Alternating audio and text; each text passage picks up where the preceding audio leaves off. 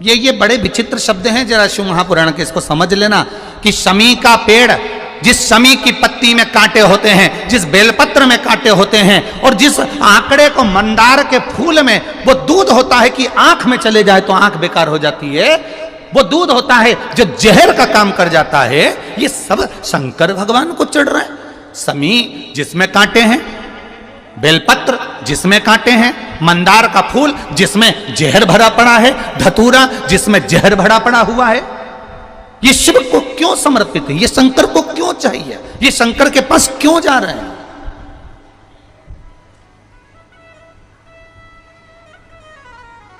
क्यों? उसका एक कारण है, सत्य बोलने वाला हमेशा बुरा होता है, हमेशा बुरा होता है। और वो सत्य बोलने वाला व्यक्ति, आप ही इतने सारे बैठे हो, आप इतने सारे बैठे हो, आपका बेटा रोज रोज अगर सुंदरकांड में जाएगा, रोज रोज रामायण में जाएगा, रोज रोज शिव महापुराण की कथा में जाएगा, रोज रोज भगवान की कथा में जाएगा, आपका बेटा रोज रोज भगवान के भजन में लगेगा, या आस्था चैनल को खोलकर शिव महापुराण की कथा सुनेगा, या फेसबुक यूट्यूब पर शिव महापुराण की कथा सुनेगा, तो तुम्हारे परिवार वाले सब एक बात कहेंगे, कहाँ चक्कर में पड़ा है, 3-3 4-4 दिन तक चले जाता है, मां क्या मिल रहा है सीहोर में जाने से, क्यों जा रहा है, क्यों कथा में पहुंच रहा है। अब भजन में जाने वाले को दुनिया के लोग ताना देकर रोकने का प्रयास करते हैं, पर आज तक हमें ऐसा व्यक्ति नहीं मिला कि तुम्हारा बेटा कहीं शॉपिंग मॉल में जा रहा हो, किटी पार्टी में जा रहा हो, दोस्तों के साथ एंजॉय करने जा रहा हो, और किसी माँ बाप ने कह दिया हो क्यों जा रहा है मॉल में, क्यों जा रहा है पार्टी में, क्यों जा रहा है वहां। अगर रोकते हैं तो धर्म की जगह पर रोका जाता है, रोकते हैं तो सत्कर्म की जगह पर रोका जाता है, रोकते हैं तो कहीं भगवत भजन में जाने से रोका जाता है, पर गलत जगह पर जाने से हमारे बच्चों को हम नहीं रोकते। और होता क्या है, उल्टा क्रम हो जाता है। जो बच्चा कभी सत्संग में जुड़ा नहीं, जिसने कभी जिंदगी में गीता पढ़ी नहीं, फिर वही बेटा एक दिन अदालत में खड़ा होकर गीता की सौगंध खाता है।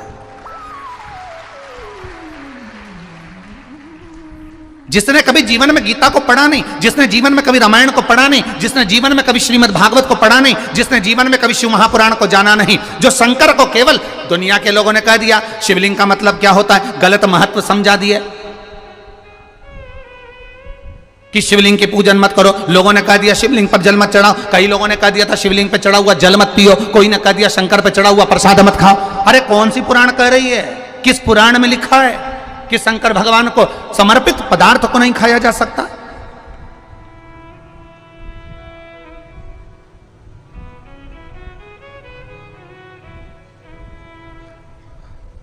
गुड़ खाते हैं और गुलगुले से परहेज करते हैं। गुड़ खा रहे हैं, हम प्याज नहीं खाते, हम प्याज को छोड़े हुए 20 साल हो गए। हम लहसुन नहीं खाते, लहसुन छोड़े हमें 50 साल हो गए। पर दूसरे का पड़ा हुआ मोबाइल, पैसा, घड़ी या दूसरे का धन मिल जाए तो 5 मिनट में निपटा जाते हैं।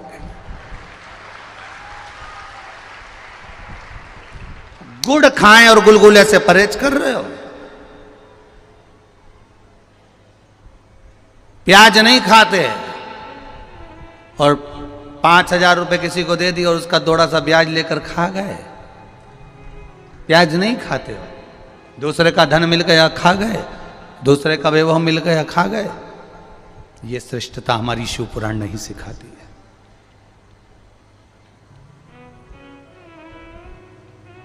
ये श्रेष्ठता हमारी शिव पुराण नहीं कहती। शिव पुराण कहती है कि अपने बच्चों को भगवत भजन तक भेजने का प्रयास करना। जिस माता पिता के बच्चे 1 लोटा जल चढ़ाने के लिए शंकर के मंदिर का दरवाजा पकड़े हैं, उस घर के बच्चे कभी अपने माँ बाप को वृद्धाश्रम का दरवाजा नहीं दिखाते हैं। उस घर के बच्चे कभी अपने माता पिता को वृद्धाश्रम का दरवाजा नहीं दिखाएंगे। जो संस्कारों से पोषित हो गया, जो संस्कारों के प्रबल बल पर आ गया, वो कभी जिंदगी में अपने माता पिता को वृद्धाश्रम का दरवाजा नहीं दिखाएगा। और तुम अंदाजा लगाकर देख लेना, यहाँ पर बैठे हुए ये जो 14-14, 15-15, 16-16 जजमान बैठे हैं, ये कोई कम नहीं है। किसी का हीरे का काम है तो किसी का सोने का काम है, तो किसी की चांदी के पायल बनाने की, तो किसी के चांदी के बर्तन बनाने की फैक्ट्रियां तक डली हुई हैं। ऐसे जजमान हमारे बीच में बैठे हैं। और केवल जजमान नहीं, इस पूरे 5 पंडाल 6 पंडाल में और पूरे 2 यहाँ घूम कर देखना, जितने लोग यहाँ बैठे हुए हैं, इनको जरा विचार तो करो, जरा विचार करिएगा, इनसे बात करिएगा तो इनका व्यवहार में आपको मालूम पड़ेगा। किसी की 5 दुकानें, किसी की 7 दुकानें, किसी की इतनी प्रॉपर्टी है, कोई फैक्ट्रियों का मालिक है, कोई कुछ है, फिर भी वो शंकर के चरणों में केवल दरी डालकर और एक कम्बल ओढ़कर पड़ा है और श्री शिवाय नमस्तुभ्यम भज रहा है, श्री शिवाय नमस्तुभ्यम भज रहा है। और हमें जरा सा बल मिल गया, हमें जरा सी सत्ता मिल गई, हमें जरा सा वैभव मिल गया, हमें जरा सा लोगों ने चाहना प्रारंभ कर दिया, हमें जरा सा लोगों ने कहना प्रारंभ कर दिया, वाह भैया वाह भैया वाह भैया कर कर। जब लोगों ने हमारी प्रशंसा करना प्रारंभ कर दी तो हमने सोचा हम ही सर्वश्रेष्ठ बन गए और दूसरे को नीचा दिखाने का प्रयास करने लगे। अरे इनसे सीखो, जिनके घर में 4 नौकर पांव की चप्पल तक उठाने के लिए हैं महाराज, जो अपनी प्लेट खुद मांझ कर भोजन कर रहे हैं, इनसे सीखना चाहिए, सीखना चाहिए। ये जितने जजमान आए रोज प्रतिदिन समीर जी से, आशीष जी से, आकाश जी से रोज कहते हैं कुछ भी करो आकाश भैया, कुछ भी करो आशीष भैया, एक कथा गुरु जी की हमको दिलाओ, एक कथा हमको दिलाओ। समीर भैया, आकाश भैया रोज कहते हैं देखो फैलारा कितना बड़ा है, कथा तो करवा लोगे, फैलारा बहुत है। तो उन्होंने कहा जब यहाँ पर भी महादेव संभाल रहा है तो वहां पर भी महादेव संभालेगा, अंतर केवल इतना। रोज प्रतिदिन एक ही बात होती है, कथा हो कथा हो कथा हो। अब विचार करिए क्या मिल रहा है। सियोर वाला महाराज तो तुमको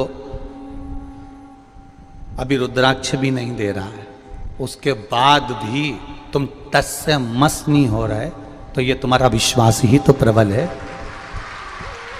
ये तुम्हारी दृढ़ता ही तो प्रबल है, तुम्हारा भरोसा ही तो प्रबल है।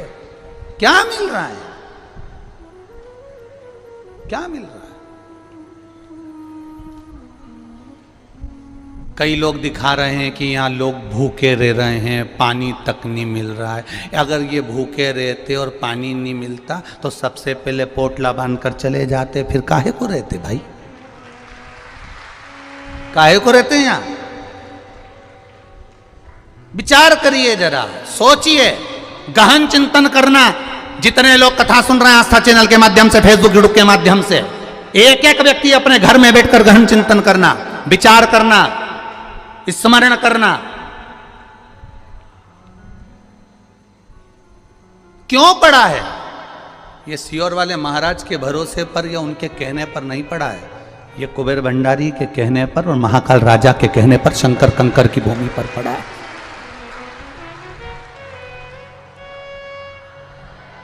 एक दिन में 20 लाख भक्त, और ना निमंत्रण, ना पत्रिका, ना कहीं कुछ, ना कहीं कुछ, ना चावल, ना धावल, कुछ नहीं, और एक साथ 20 लाख भक्त एक साथ पहुंच जाएं तो ये शिव की कृपा के सिवा कुछ नहीं हो सकता, कुछ नहीं हो सकता इसके सिवा, कोई साधन नहीं है। और सबसे बड़ी प्रसन्नता होना चाहिए सनातनियों को, सबसे बड़ी प्रसन्नता होना चाहिए कि एक शिव महापुराण की कथा, जब एक शिव महापुराण की कथा एक जगह पर 20 लाख सनातनियों को इकट्ठा कर सकती है, तो यह भारत की भूमि में सनातनियों से भरी पड़ी हुई है, ये भारत की भूमि में सनातन धर्म से भरी पड़ी हुई है। केवल संत, साधु, सन्यासी, तपस्वी, साधक, उपासक अपनी भक्ति को, अपनी दृढ़ता को, अपने विश्वास को प्रबल रखकर भगवान का भजन करें। हम कई बार कथाओं में कहते हैं कुछ सुधर जाए तो राष्ट्र सुधर जाएगा, कलाकार सुधर जाए राष्ट्र सुधर जाएगा, सलाहकार सुधर जाए राष्ट्र सुधर जाएगा, कथाकार सुधर जाए तो राष्ट्र सुधर जाएगा। अहमता को दूर पटको, अहंकार को दूर पटको, अपनी अभिमत्ता को दूर पटको, और जब अभिमतता को हमने दूर पटक दिया तो आप सुधरे हो। दुनिया आपको अच्छे समझे ना समझे, आप अपने आप में अच्छा समझिए, आपकी दृष्टि श्रेष्ठ रखिए। काला चश्मा लगाओगे तो काला दिखेगा, नीला लगाओगे नीला दिखेगा, पीला लगाओगे पीला दिखेगा, जैसा लगाया वैसा दिखोगे। आप कैसे हो, सामने वाला व्यक्ति वैसा दिखता है। अपन एक उंगली किसी पर उठाते हैं तो ये 3 उंगली अपनी ओर जाती है। ए भाऊ, अपने आप को खुद को देखती तू कैसा है। ये 3 उंगली कह रही है, अपन ने तो एक उठाई उस पर, ये एक उंगली उस पर उठाई है, पर ये 3 अपनी ओर जाकर कह रही है कि तुम अपने आप में झांक कर देखो कि आप कैसे हो। सहजता नहीं है शिव पुराण को समझना, सहजता नहीं है मेरे महादेव को समझना। किसी देवता को इतने अपशब्द नहीं कहे गए, किसी देवता को इतनी गाली नहीं दी गई जितनी मेरे महादेव को मिली। हर पल पल में मिली, हर क्षण क्षण में मिली, हर पल पल में मिली, हर क्षण क्षण में मिली। शिवलिंग की लोग पूजन करते हैं तो लोग उसको गरण वर्णन कर देते हैं कि आप शिवलिंग की पूजन कर रहे हो, एक लिंग की पूजन कर रहे हो, एक शिवलिंग की पूजन कर रहे हो। लोग उसको गलत बताना चाहते। जितना महादेव को शब्द कहा गया किसी देवता को नहीं कहा गया, जितना महादेव को कहा उतना किसी को नहीं कहा गया। जो बोले वो महादेव को बोले कोई, क्योंकि बैकुंठ अधिपति बैकुंठ में रहते हैं, ब्रह्मा ब्रह्म लोक में रहते हैं और मेरा महादेव मृत्यु लोक में रहता है। जो मृत्यु लोक में रह रहा है सुनना उसी को पड़ता है, कोई दूसरा नहीं सुन सकता। सुनना पड़ेगा, जन्मे हो सुनने के लिए। भजन करो। औरव ऋषि की धर्म, औरव ऋषि की बेटी शमी, कांटे लगे हैं, कांटों में सराबोर है, कांटों में रह रही है, पर शमी भक्ति का बल प्रबल करके बैठी है। अब कांटों में रहना, एक होती है गुलाब जामुन, एक होता है गुलाब का फूल। गुलाब के फूल में कांटे होते कि नहीं होते? अरे बोलो तो जीजियो, होते ना।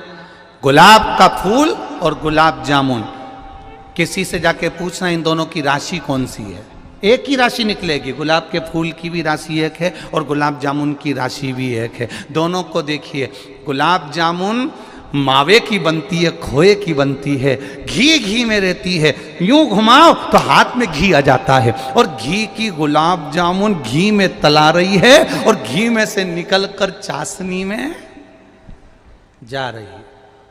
कितनी जोरदार किस्मत लेके आई री तू गुलाब जामुन, कितनी जोरदार। घी में सराबोर मली, घी में छोड़ी, चारी निकाला और चाशनी में चली गई। कितनी जोरदार किस्मत लेकर आई है। और वो गुलाब का फूल कांटों में पैदा होता है, कांटों में बड़ा होता है, कांटों में जन्म लेता है, कांटों में मुरझा जाता है। वो गुलाब का फूल कांटों से टूट जाता है। दोनों में, दोनों की राशि एक है, दोनों में कितना अंतर है। एक घी में सराबोर है, निकलने के बाद चाशनी में सराबोर है, और दूसरा कांटों में सराबोर है। बस अंतर एक है, गुलाब जामुन घी में रहती है, निकलकर चाशनी में जाती है, और चाशनी में से निकलकर मुख में जाती है, और बाद में वो भ्रष्टा में चली जाती है। और गुलाब का फूल कांटों से निकलकर मेरे महादेव के चरणों में चला जाता है। दोनों में अंतर है। गुलाब जामुन चाशनी में तरबतर है, गुलाब जामुन घी में तरबतर है। गुलाब जामुन अपने रंग में तरबतर है, पर खाने के बाद भ्रष्टा में चली जाती है। और गुलाब का फूल कांटों में रहने के बाद, टूटने के बाद मेरे महादेव के चरणों में, मेरे राम और कृष्ण के चरणों में चला जाता है। भक्त ऐसा ही होता है।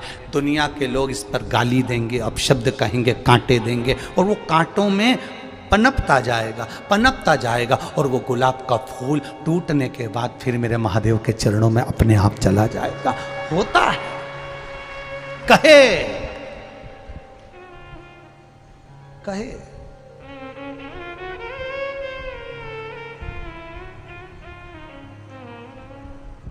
कितना विचित्र जीवन हम जी रहे हैं, कितना विचित्र। आज हम अपने शरीर से कोई काम करना नहीं चाहते हैं। वो तो आप लोग शिव महापुराण की कथा में यहाँ आए हो तो इतना चल भी रहे हो कि यहाँ से जाओगे तो वहाँ इतनी दूर जाके भोजन करोगे, न पानी पियोगे, फिर जाओगे न बॉटल लेकर, फिर पानी भर के लाओगे। ये तो तुम इतना चल रहे हो, नहीं तो तुम्हारे घर में तो बस remote, handset, dinner set, half set और आदमी अपसेट, इसके सिवाय कुछ नहीं है। क्या रखा है? ऑफिस में अपनी पूरी जवानी तो तुमने नौकरी में निकाल दी। जब गवर्नमेंट ने पूरा निचोड़ लिया, ऐसे हो गए कि मुंह का गाल भी अंदर धस गया। किसी किसी का सोफा सेट ही निकल गया। तब जाकर फिर 60-65 साल में रिटायर हुए। फिर नौकरी करते करते, चाहे प्राइवेट हो चाहे सरकारी हो, करते करते अपनी पूरी जिंदगी लगा दी। बुढ़ापा आया, बच्चों को बड़ा करा। एक दिन बहू भी आ गई, बच्चे भी बड़े हो गए। अब तुम उनको समझाने बैठे तो वो तुमको बात बात में कह दे, तुम चुप बैठो, हम है ना, बात कर रहे हैं ना, चुप बैठो, तुम्हें नहीं आती अकल, तुम समझदार नहीं हो। अब तुम इतनी बड़ी पोस्ट पर रहे, इतनी सत्ता में रहे, इतने वैभव में रहे, और तुम्हारी औलाद तुमको चुप करना सिखा देती है। क्यों? क्योंकि तुम्हारा अहम तुमको अब चूर हो रहा है, और जब अहम चूर होता है तब दुख होता है। इसलिए अभी से अगर तुम शंकर की भक्ति में डूबते चलोगे, ये मानते चलोगे कि सुख और दुख तो मेरे महादेव के दिए हुए हैं, तो जीवन का एक आनंद जिंदगी भर जी सकोगे। जिंदगी भर, जीवन भर जी सकोगे। आज कथा के पंडाल में बैठे हो, घर पे रहते तो एसी के रूम में रहते, डनलप के गद्दे पर सोते, तुम्हारा पर्सनल रूम होता, यहाँ पंडाल में पड़े हुए हो, दरी पर पड़े हुए हो। यहां से तुम शुरुआत करो तुम्हारे जीवन की कि अब मेरा अहंकार चले गया, रोड पर पड़ा हूं, जमीन पर पड़ा हूं, दरी पर सो रहा हूं, 2 कदम चलकर भोजन करने जा रहा हूं, 2 कदम चलकर वापिस आ रहा हूं, सामान पड़ा है, कोई चिंता नहीं है, व्यर्थ चिंता।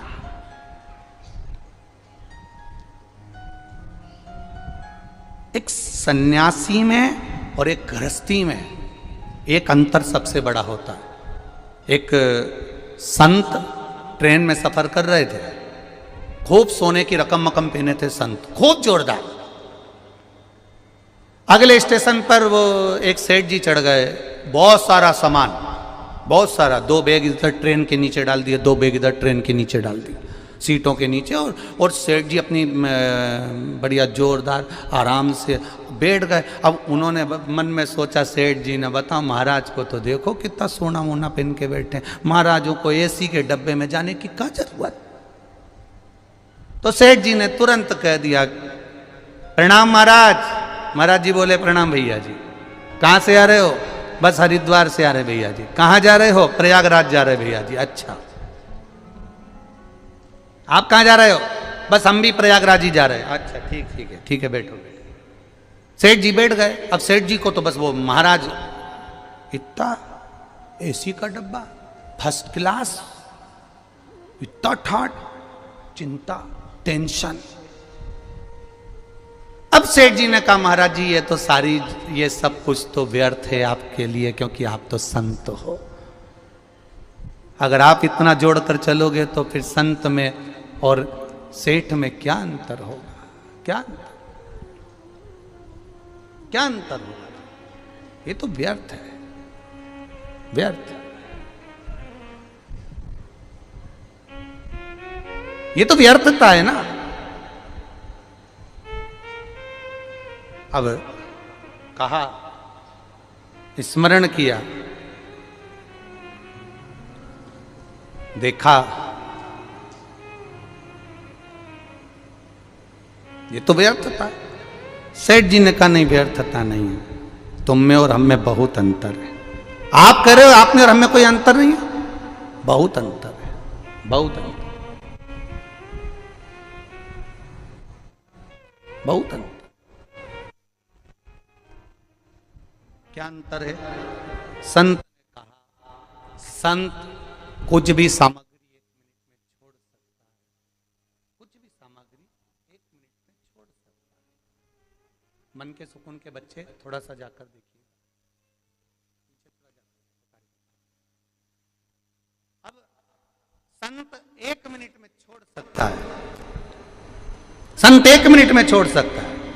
और महाराज, धन वैभव की सत्ता में हम नहीं छोड़ पाते, ऐसा हो नहीं सकता। उन्होंने कहा, हम करके बता सकते हैं। अगला स्टेशन आया, संत भी उतरे, सेठ जी भी उतरे, दोनों नीचे उतर गए। और जब दोनों नीचे उतरे, उतरते से जैसे ही दोनों उतरे, बात करने लगे, ट्रेन चलने लगी, ट्रेन चलने लगी, तो सेठ जी का हाथ संत ने पकड़ लिया, छोड़ नहीं रहा। सेठ जी का हाथ संत ने पकड़ा, छोड़ नहीं रहा, बहुत प्रयास करा गया पर नहीं छूटता, बहुत प्रयास करा, नहीं छूटा। और जब नहीं छूटा, ट्रेन निकलने लगी, ट्रेन जाने लगी। सेठ जी कहने लगे मेरा सामान भरा पड़ा हुआ है। इतने में संत ने कहा सामान तो हमारा भी रखा हुआ है, बस तुम में और हम में यही अंतर है, हम एक क्षण में छोड़ना जानते हैं और तुम जिंदगी भर जोड़ना जानते हो। संत, साधु, सन्यासी, तपस्वी, साधक, उपासक ये मानकर चलता है कि सर्वस्वता कुछ नहीं, सब नष्ट। महाराज, खाली न जाता कोई दर से तुम्हारे, खाली न जाता कोई दर से तुम्हारे, मैं भी खड़ा हूँ नन्ही बाहें पसारे, मैं भी खड़ी हूँ नन्ही बाहें पसारे, अपने हृदय से लगा लो, लगा लो, गिरा जा रहा हूँ, उठा लो, उठा लो, प्रभु अपने दर से अब तो न टालो, गिरा जा रहा हूँ, उठा लो, उठा लो। एक बार आप इस लाइन को प्रेम से गुनगुनाइए। खाली दर से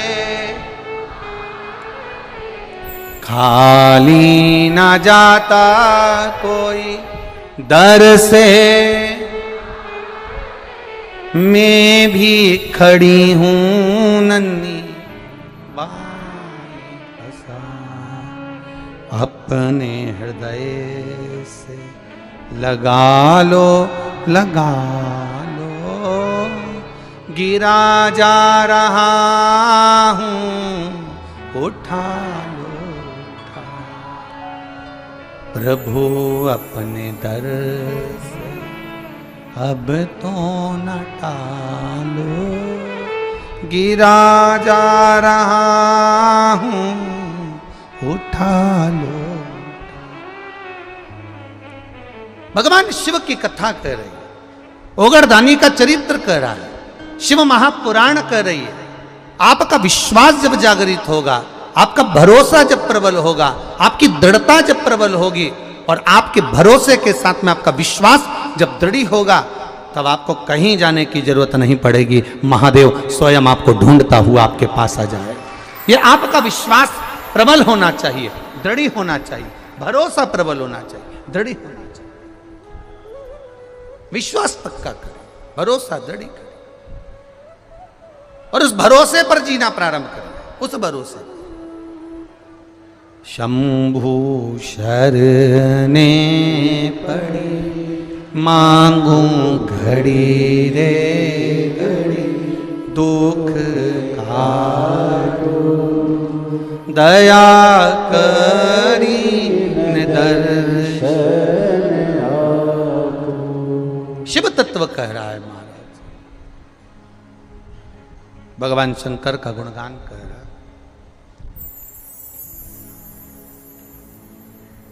शिव तत्व कह रहा है। शमी कांटों में रमी हुई है, लदी हुई है, पर भाव शुद्ध है उसका, भाव गड़बड़ नहीं हुआ उसका। मंदार धौम्य ऋषि का पुत्र, ये आंकड़ा मंदार धौम्य ऋषि का पुत्र। कई लोग पूछते हैं गुरुजी आपने एक बात कही कि तुमरुका जी का नाम लेकर सफेद आंकड़े की जो जड़ होती है, शिव जी का उसका स्मरण कर कर 21 बार कमर में बांधा जाता है उसको। नारी का जो रजो धर्म होता है उसके कौन से दिन? 7वें दिवस। किसी गुरुद्वारे में आप दर्शन करने के लिए जाएंगे, किसी गुरुद्वारे,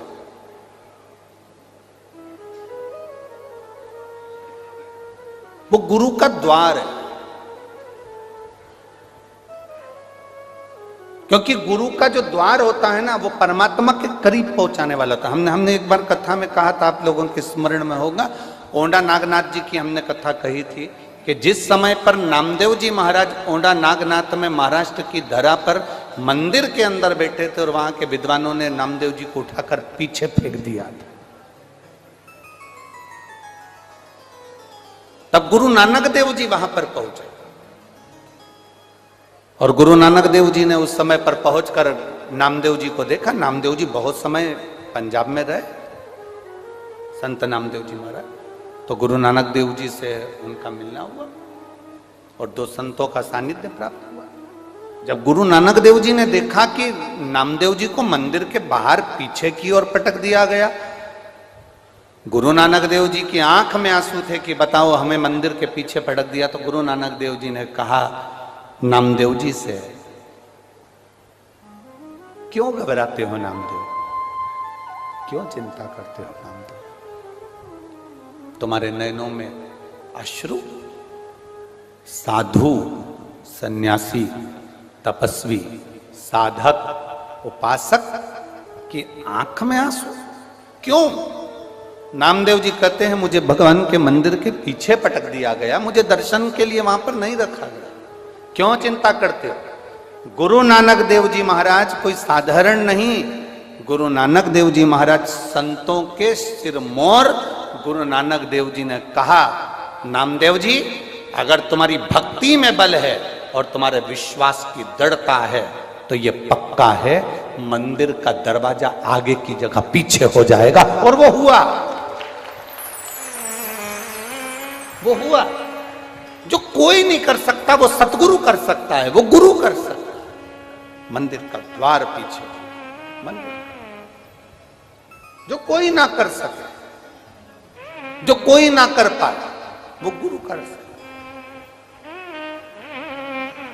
और आग लगी आकाश में, पृथ्वी पे गिरे अंगारे, जो सतगुरु ना होते तो मर जाते। कोई सतगुरु हमारी जिंदगी में आवे, कोई गुरु हमारे जीवन में आता है जो मार्ग बताकर हमको मंजिल तक पहुंचाने का प्रयास करता है।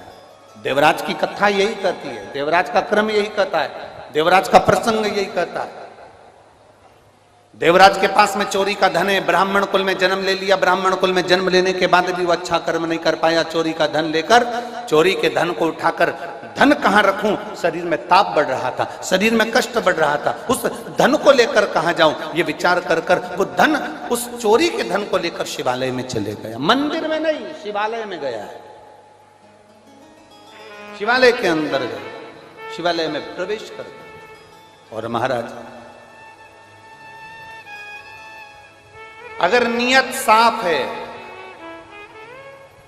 शिव महापुराण की कथा कहती अगर आपकी नियत साफ है तो मेरा भोलेनाथ तुम्हारे साथ है। अगर नियत साफ है तो भोलेनाथ तुम्हारे साथ है। भोलेनाथ तुमसे दूर नहीं, अगर तुम्हारी नियत साफ है, तुम परमार्थ का कार्य कर रहे हो, किसी को भोजन कराने का कार्य कर रहे हो, किसी को स्मरण कराने का कार्य कर रहे हो। एक बात बहुत अच्छे से याद रखना, कई लोग कहते हैं कोई ने कह दिया भंडारे में जाओ भोजन मत करो, कोई ने कह दिया भंडारे में जाओ तो भोजन मत खाओ। हमारी शिव महापुराण की कथा कहती है अगर तुम किसी गुरु के दरवाजे पर जा रहे हो, किसी गुरुद्वारे में जा रहे हो, किसी गुरु की चौखट पर जा रहे हो, किसी भंडारे में पहुंच रहे हो, तो तुम खाओ ना खाओ पर इतना जरूर करो, गुरु नानक देव जी ने एक ज्ञान अपने संपूर्ण विश्ववासियों को, संपूर्ण देशवासियों को दिया है। गुरु नानक देव जी ने जो ज्ञान दिया, सदगुरु वही ज्ञान देते हैं। गुरु नानक देव जी ने क्या ज्ञान दिया कि गुरुद्वारे में जाओ, चाहे तुम भंडारे में जाओ, चाहे तुम लंगर चखने के लिए जाओ, तुम लंगर चखो ना चखो, भंडारा खाओ ना खाओ, भोजन करो ना करो, पर इतना याद रखना कि जो भंडारा हो रहा है, जो लंगर हो रहा है, उसमें सेवा करो। सेवा करने से क्या होगा? तुम्हें देने की आदत पड़ेगी। देने की आदत पड़ेगी तो परमात्मा भी तुम्हें दोनों हाथों से देना चालू करे। लंगर में होता क्या? गुरुद्वारे में होता क्या? सेवा होती है। कोई आ गया, वहां नहीं पूछा जाता कि तू सिख है कि नहीं, वहां नहीं पूछा जाता कौन सी जाति का है, वहां नहीं पूछा जाता तू कौन सा ब्राह्मण है, क्षत्रिय है, वैश्य है कि शूद्र है। गुरुद्वारे में, संत के दरवाजे पर, तारा बाबा की कुटिया में कभी भी आप दर्शन करने आओगे, आपसे नहीं पूछा जाएगा कि तू सिख है, हिंदू है, कौन ब्राह्मण, कौन क्षत्रिय, कौन वैश्य, कौन शूद्र। तारा बाबा की कुटिया में नहीं पूछा जाता कि तू कौन जाति का है। गुरु के दरवाजे पर नहीं पूछा जाता कि तू कौन जाति का है। शंकर के शिवालय में नहीं पूछा जाता कि कौन जाति का है। मंदिर आदि का में पूछ सकते हैं, पर शिवालय में नहीं पूछा जाएगा, क्योंकि बाबा का जो धाम होता है, गुरु की जो चौखट होती है, वहां खाना जरूरी नहीं, वहां सेवा करना जरूरी है। और जिसने सेवा करी उसको मेवा मिला ही है, उसको सेवा का फल मिलता ही है, उसको सेवा का क्रम प्राप्त होता ही। हमारे यहाँ पर एक छोटी सी भजन की लाइन बहुत अच्छी चलती है। मात पिता की सेवा करो रे, सेवा करो तो मेवा मिले। अब तुम भी गाओ जरा एक बार। माँ,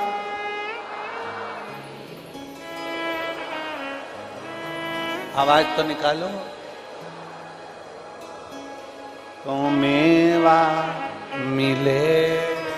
अब आपसे पूछे, एक बार फिर से गा कर देख लो, फिर से अच्छे से बोलो। मात पिता सेवा करो रे, सेवा करो तो मेवा मिले। कितने बैठे हैं कजन, कितने पंडाल में भरे बैठे हो, ने रोड पे बैठे हो। तुम क्या सब मेवा के चक्कर में सेवा करते हो? हरियो हरियाणा की जी जियो और मेरे जी जाओ, इस लाइन को चेंज कर दो। मात पिता की सेवा करो, सेवा करो तो चाबी मिले रे। अरे गया जमाना, लोग मेवा के चक्कर में करते थे। आज के जमाने में वसीयत, चाबी गाड़ी की। एक बेटा, पिताजी बैठे अखबार पढ़ रहे थे, बेटा बाहर निकला, उसने बुलेट चालू करी, बुलेट, और बुलेट जो चालू करी, भोट भोट बुलेट। इतने में पिताजी ने आवाज लगाया, छोरा इधर आ। बेटा आया, बुलेट खड़ी करके, चाबी बंद करके, चाबी घुमाता घुमाता पापा के पास आया। हाँ पिताजी, जा अंदर से एक गिलास पानी ला दे। बेटा पिताजी को ये सब घूर के देखा, जैसे पिताजी ने गंगा जल लाने को कहा। जाए जल्दी से पानी ला अंदर से। अंदर गया, मम्मी मम्मी। मम्मी बोली क्या है? पापा में अक्ल नहीं है, जाओ पापा को एक गिलास पानी दे देना। मैं जा रहा था बुलेट लेके, और पापा ने मुझे आवाज लगा के बुला लिया। देख रहे हैं कि मैं जा रहा हूं तो भी बुला लिया, जाओ पापा को पानी दे देना। बेटा गया, भट भट भट भट पहुंच गए, बुलेट लेके गया। माँ आई, पानी दिया।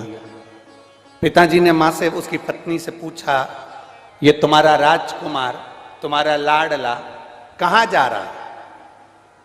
कहा रेलवे स्टेशन पर प्याऊ लगाई है, पानी पिलाने जा रहा है।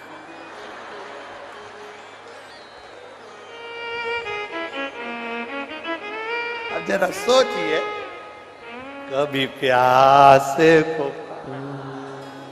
पिलाया नहीं, ओ बाद अमृत पिलाने से क्या फायदा? क्या फायदा? अब एक तरफ कहे कि हमने सामान रेलवे स्टेशन पर भंडारा लगाया है, कोई कहे कि हमने वहाँ भंडारा चलाया है। कोई कहे कि हमने वहां भंडारा चलाया, पर आपने दिल से सेवा किया।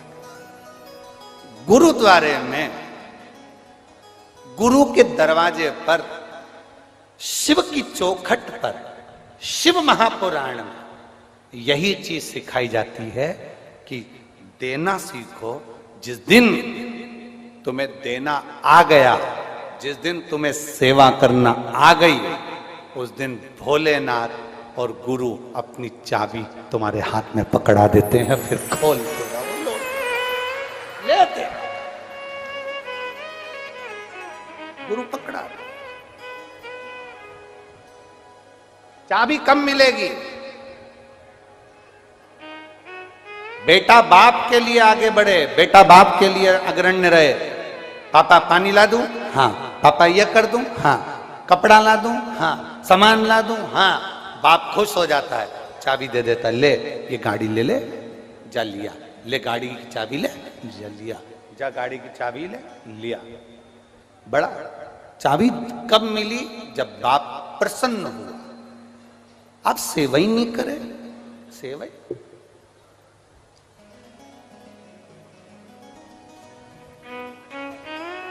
गोविंद जी बता रहे थे, श्री गोविंद कांडा जी बता रहे थे कि गुरुजी हमारे तारा बाबा की कुटिया में हम आते थे और बाबा जी बोल देते थे कि 8 बजे ये काम करना है, और 8:05 हो जाता था तो कह देते थे काय को आया। 8 बजने में 5 मिनट पहले भी पहुंच जाते थे तो क्यों आया, मतलब 8 बजे तो 8 बजे। झाड़ू लगा रहे हो तो भी हवा चल रही है इधर, तो लगवाते थे विपरीत। विपरीत क्यों? कारण क्या होता है? मां को बच्चा बुरा लगता है क्या? जम के बोलो जरा। पिता को बेटा बुरा लगता है क्या? नहीं। गुरु को शिष्य बुरा लगता है क्या? नहीं।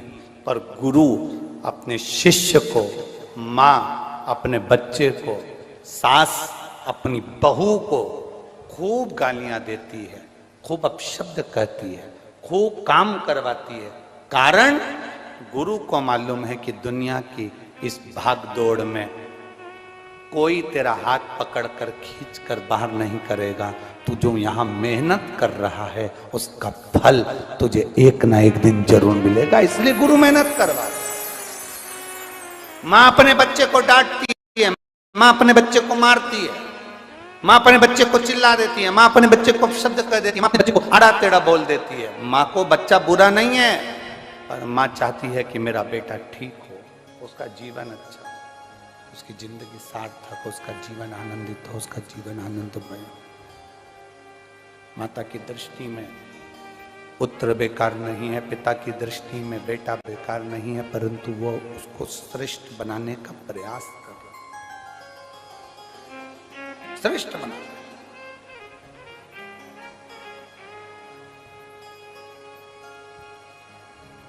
देवराज शिवालय में आ गए, भगवान शंकर के शिवालय में पहुंचकर चोरी के धन को छुपाकर दुबक के बैठे हैं, क्योंकि शरीर में ताप बढ़ रहा है, शरीर में बहुत ठंड लग रही है, शरीर को ठंड लगी, ताप बढ़ा, छुप कर बैठे।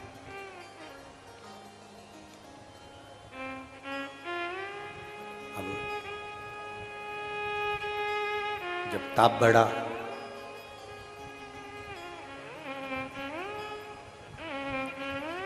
वहां पर एक ब्राह्मण देवता शिव महापुराण की कथा कर रहे थे। बीच बीच में वो हर हर महादेव कह रहे थे। बुरा सा लगा, बुरा। सिर में दर्द है, हर हर महादेव चिल्लाया जा रहा है, अच्छा नहीं लग रहा। हमने पहले कथा में कहा, जब शरीर में कष्ट होता है, शरीर में रोग होता है, शरीर में कष्ट होता है, तो भोजन अच्छा नहीं लगता। और जब इसी शरीर के अंदर अहंकार बहुत होता है तो भजन अच्छा नहीं लगता। अहंकार, अभिमान, अहमता, भाव।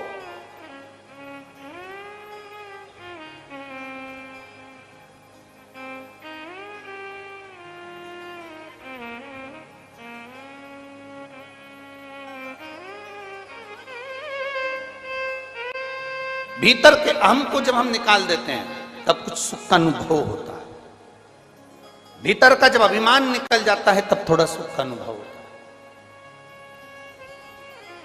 जब हमारा विश्वास दृढ़ होता है तब सुख का अनुभव। एक पत्र है, देखिए।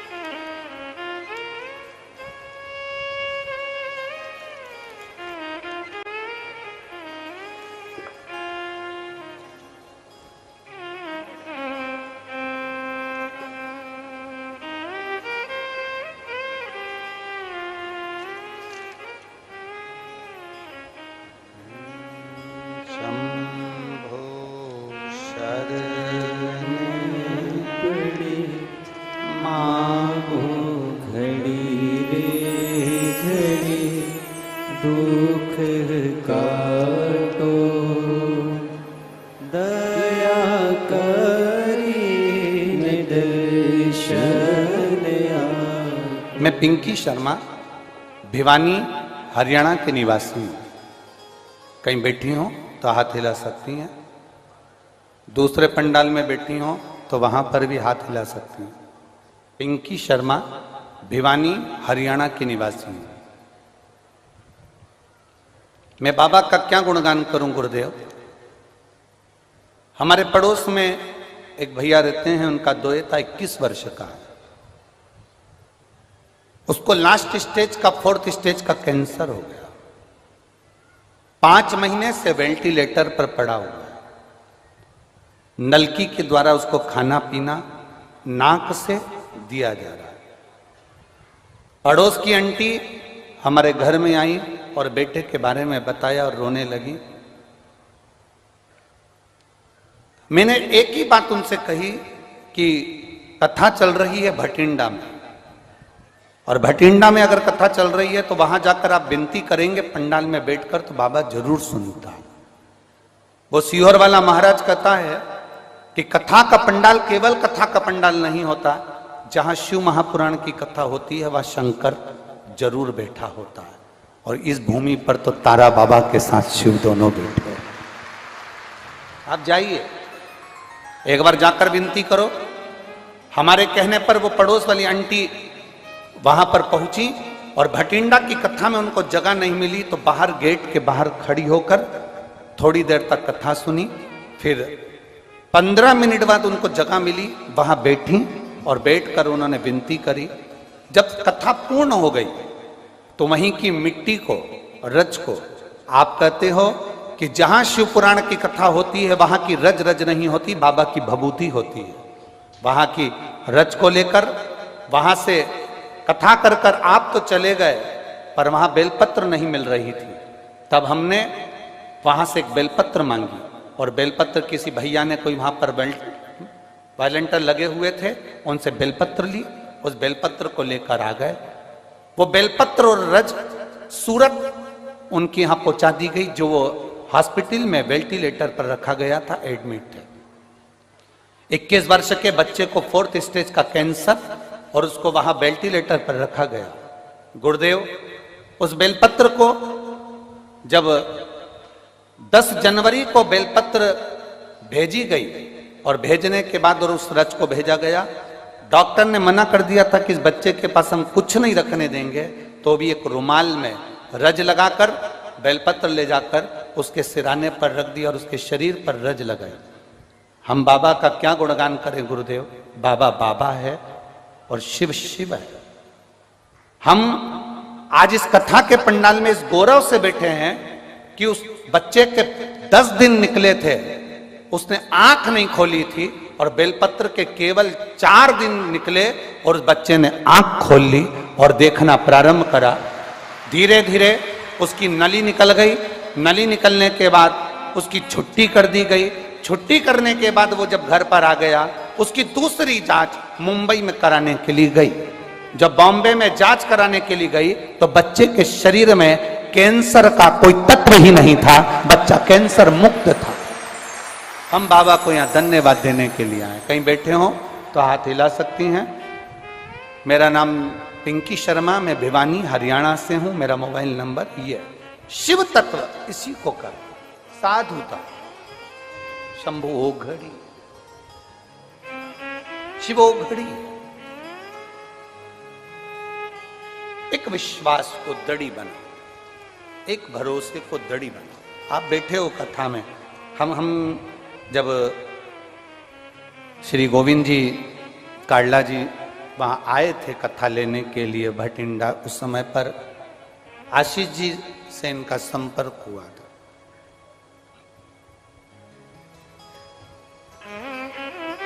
इनका एक शब्द बड़ा सुंदर था, जो शब्द हमें आशीष जी ने गोविंद जी बताया था कि कथा तारकेश्वर महादेव को सुनना है, तारा बाबा को कराना है, और हमारे सिरसा के लोग शिव पुराण को सुनने के लिए ललायित हैं, और हमारा विश्वास करता है ये कथा तारा बाबा खूब अच्छे से कराए। ये शब्द थे इनके। गोविंद जी कथा के लिए 2027 तक के समय नहीं है। ये जो समय था, ये हमने सीहोर कुबरेश्वर धाम की कथा की तैयारी के लिए रखा था, जो रुद्राक्षोत्सव सीहोर में होता है उसके लिए। हम फिर कहेंगे ये कथा आप नहीं करा रहे। गोपाल जी कथा गोविंद जी और गोपाल जी कड़ा नहीं करा रहे, ये हमारी दिल से, रात्रि को हमारी आंख में आंसू थे इस सबको सोचते हुए कि ये कथा जब सीहोर में उत्सव चालू हो रहा है और उसके 10 दिन 15 दिन हमने अपने लिए रखे, ये कथा आखिर यहाँ क्यों हो रही, सिरसा में कैसे हो रही। तब अनुभव ये करा है रात्रि विश्राम का कि ये कथा तुम दोनों नहीं करा रहे, कड़ला परिवार नहीं करा रहे। ये कथा जो अंदर बैठे हैं ना तारा बाबा, ये अनुभव, ये दिली अनुभव, और ये अनुभव किया रात्रि को जब करते समय, तो सुना ये गोविंद शंकर को पकड़ लाया, अनुभव किया। ये बताने का नहीं होता, पर भीतर के जो भाव है वो कथा किसी के बस के। और सुनो सिरसा वालों, हरियाणा के सभी जीजी जीजा, बेटी बेटा, बहन भाई, माता पिता, बंधुओं को मैं नमन कर कर कहता हूं, ये आपने जो शंकर जी के मंदिर में एक लोटा जल चढ़ाया होगा तो तारा बाबा ने तुमको सुनाने के लिए ये शिव पुराण को बुलाया। ये तुम्हारी भक्ति का बल बड़ा है, तुम्हारे एक लोटे जल का बल बड़ा है, तुम्हारी भक्ति का बल बड़ा है, जो ये शंकर भगवान की अविरल कथा श्रवण करने का तुम्हें सौभाग्य प्राप्त हुआ, शिव तत्व को प्राप्त करने। हाँ, भाग्यशाली हो आप। अपने घर जाओ तो थोड़ा सा राइन नॉन से नजर उतरवा ले। घर जाते जाते तुम घर वालों से कह देना आज मेरी नजर उतार दो, घर के लोग पूछेंगे पागल हो गई है, 90 साल की नजर कौन लगाएगा, कोई नहीं, देवताओं की नजर लग जाएगी कि इतनी कथा सुन रही है, इतनी कथा, इसलिए मेरी नजर उतार। और वो हमारी मम्मी कहती थी ना, अटक मटक चटक, लग गई नजर तो उसको उतारो।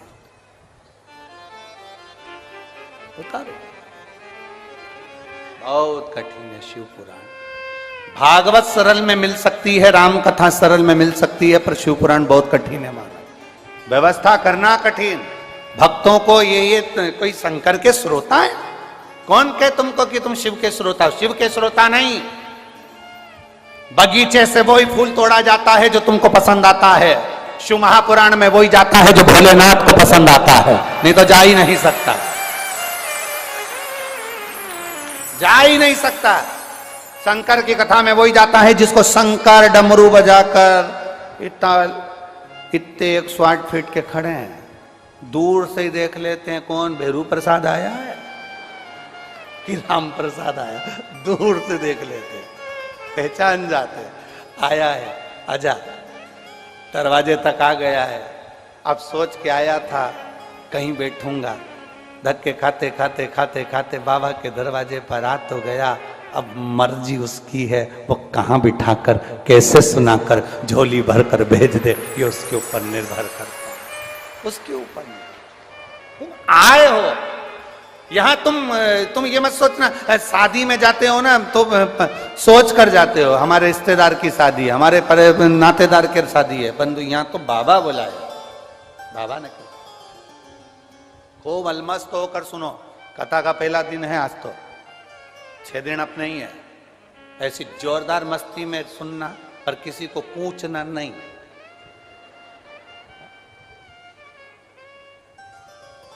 और जितने कार्यकर्ता खड़े रहते हैं हम उनसे भी निवेदन करेंगे, प्रयास करा करो जब कथा चला करे ना, बैठ जाया करो, बेचारी पीछे वालियों को दीदार नहीं होता है, बड़ी वो और पूरी कथा में वो तुमको कोसती रहती है, पूरी कथा में। इससे अच्छा है कि तुम एक साइड कोने में खसक के बैठ जाओ या कोने में बैठ जाओ तो अच्छा, वो पूरी कथा में बस कोसती रहे,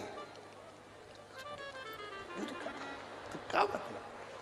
तो जितने कार्यकर्ता खड़े रहे ना उनसे भी निवेदन है कि तुम तुम्हारी बहुत बाबा की कथा है, इसको मस्ती में सुनो, तो बहुत मस्ती में। और यहाँ कथा सुनने आए हो ना तारा बाबा की कुटिया में, तो ये सोच के आओ अपन अपने बाप के घर गए, अपने दादा के घर गए, अपने पिता के घर गए, अलमस्त होकर कथा का रसतत्व ग्रहण करो, जीवन की सार्थकता। बोल बम का नारा है, इतना धीमा बोलोगे तो कल्याण तुम्हारा। अच्छे से बोलो जरा, बोल बम का नारा है, सारी समस्या का हल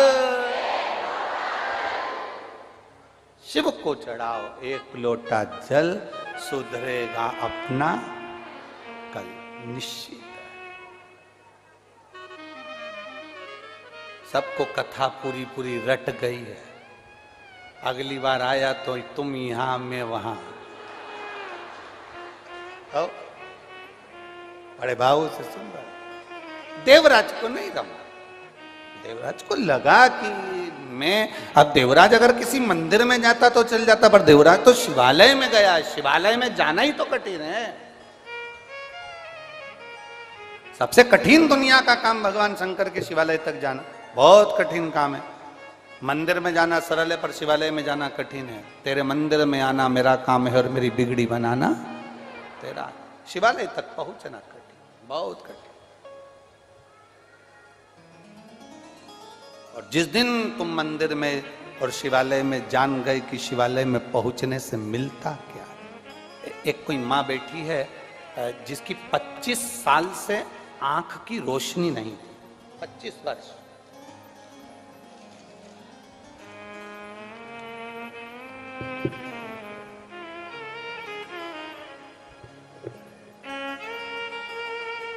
मैं ललिता छिपा नामदेव, मेरे पति का नाम संदीप छिपा नामदेव। हम गांव मीठनपुरा, तहसील एलनाबाद, जिला सिरसा की निवासी हूँ। कहीं बैठी हो तो हाथ हिला सकती हैं, आप ही हैं। श्री शिवाय नमस्तुभ्यम।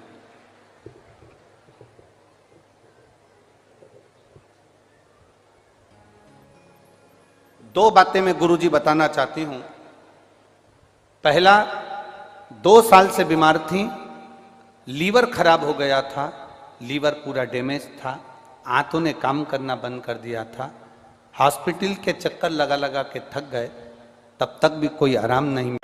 दरबार शिव का है, कथा शिव की है। शिव जी अपने भक्तों को अपने दरवाजे से, ये दुनिया के जितने असुर हैं, जितने राक्षस हैं, जितने देवता गण हैं, जितने भी देवगण हैं, ये आराधना किसकी करते हैं?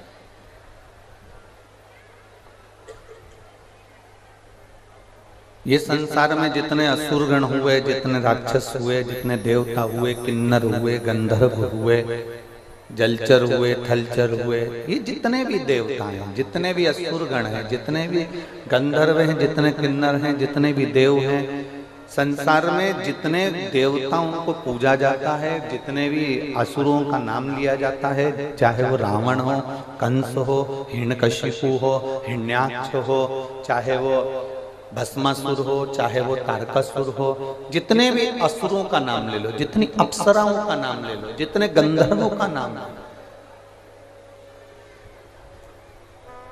जितने जितने जितने आप देवी देवताओं का नाम लोगे, ऐसा कोई देवता बता दो जिसको देवाधिदेव महादेव ने नहीं दिया, ऐसा कोई असुर बता दो जिसको देवाधिदेव महादेव ने नहीं दिया, ऐसा कोई गंधर्व बता दो जिसको देवाधिदेव महादेव ने नहीं दिया, ऐसा कोई अप्सरा बता दो जिसको देवाधिदेव महादेव ने नहीं दिया, और ऐसा कोई पक्षी पशु बता दो जिसको देवाधिदेव महादेव ने नहीं दिया, और ऐसा कोई मनुष्य बता दो जिसको देवाधिदेव महादेव ने नहीं दिया।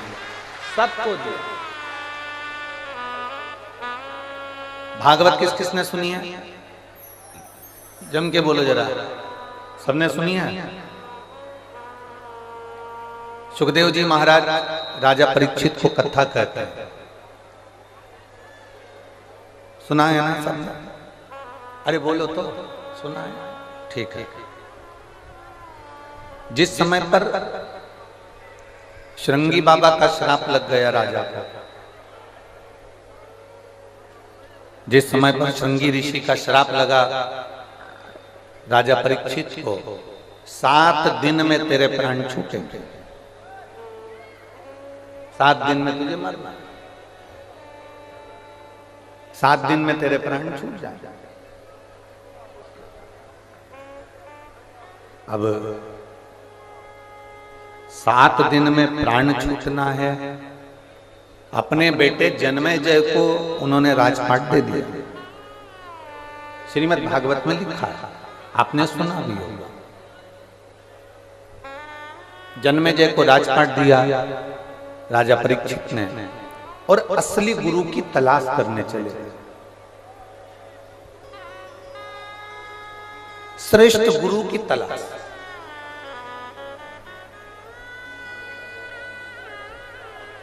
असली गुरु की तलाश करने के लिए जाए। अब दुनिया का सबसे कठिन काम है असली गुरु की तलाश करना। अभी ये कथा 20 तारीख को, आज 20 फरवरी को यहां विराम हो जाएगी।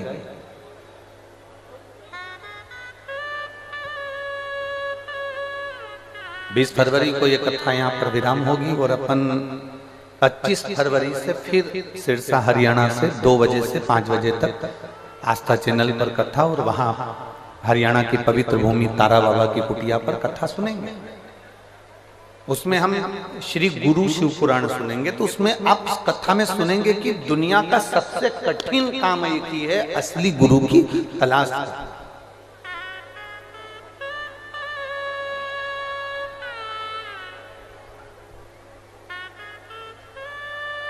असली गुरु की तलाश करना, इधर का ये दुनिया का सबसे कठिन काम है। दुनिया का सबसे कठिन काम है असली गुरु की तलाश करना। और महाराज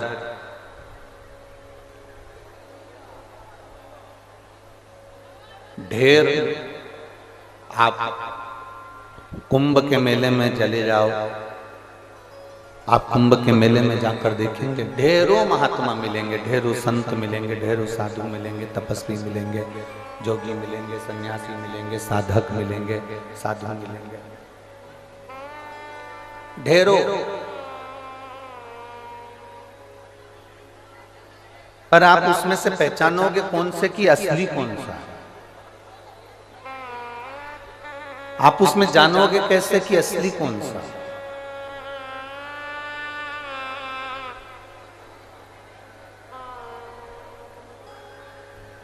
एक बार स्वामी विवेकानंद जी ने रामकृष्ण परमहंस जी से पूछ लिया था कि असली गुरु कैसे मिल सकता, कैसे प्राप्त हो सकता।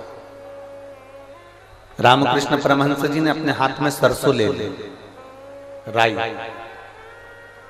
रामकृष्ण परमहंस जी ने एक कटोरी राई ली, सरसों ली, और एक कटोरी सरसों को, एक कटोरी राई को रामकृष्ण परमहंस जी ने गंगा की बालू रेत पर डाल दिया। और गंगा मां की बालू रेत पर सरसों को जैसे डाला गया, रामकृष्ण परमहंस जी ने उसको हाथ से रेत में मिला दिया। अब रामकृष्ण परमहंस जी ने स्वामी विवेकानंद जी से कहा कि जितनी राई, जितनी सरसों मैंने कटोरी भरकर यहाँ फेंकी है, उतनी की उतनी सरसों, उतनी की उतनी राई कटोरी भरकर मुझे चाहिए। ढूंढो, लाओ।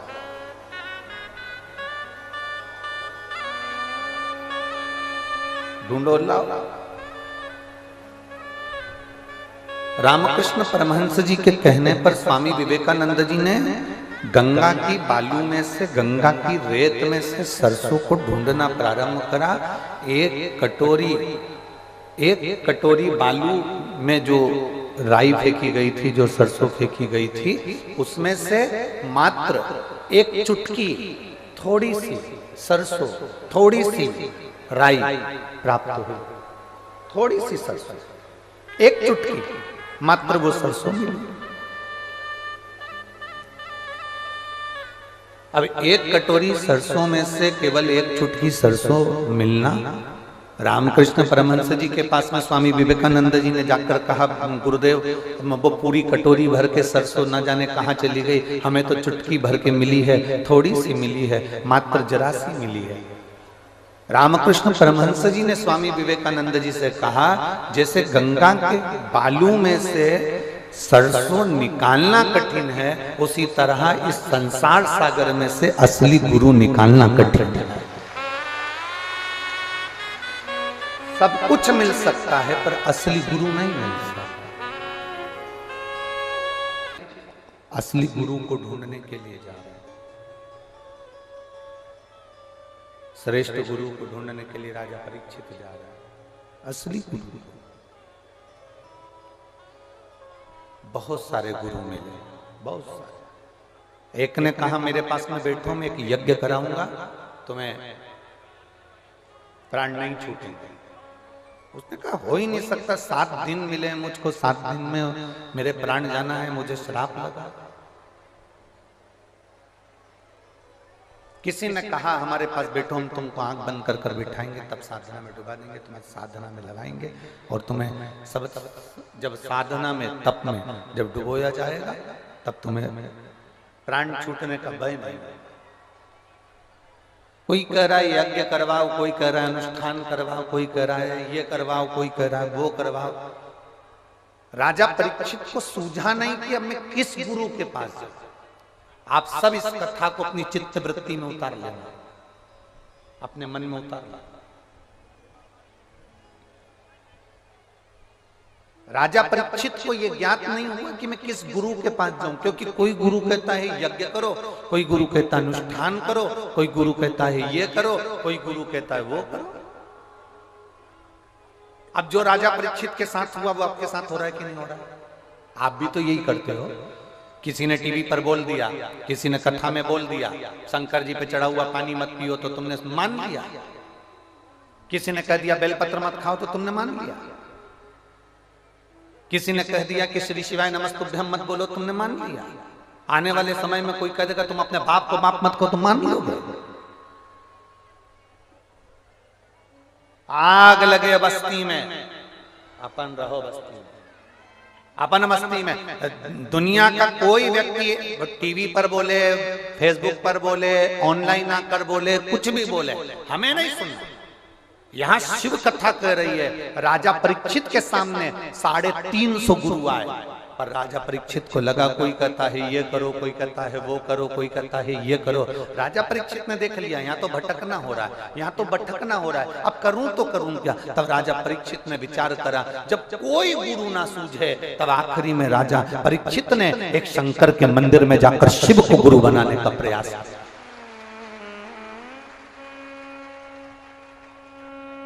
राजा परीक्षित एक सतगुरु के पास में पहुंच गए, शिव के पास में, शंकर के पास में। और शिव जी ने करा क्या?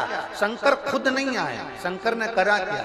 शिव जी ने क्या करा? ये शिव जी के सामने जाकर एक लोटा जल चढ़ाकर कहते हैं मुझे असली गुरु की परख बता दो, मुझे असली गुरु से मिलवा दो। बस कहाँ था? और इतनी देर में चलते चलते चलते चलते राजा परीक्षित गंगा के घाट पर पहुंच गए और बट वृक्ष की छांव के नीचे। बट वृक्ष कौन? विश्वास का प्रतीक।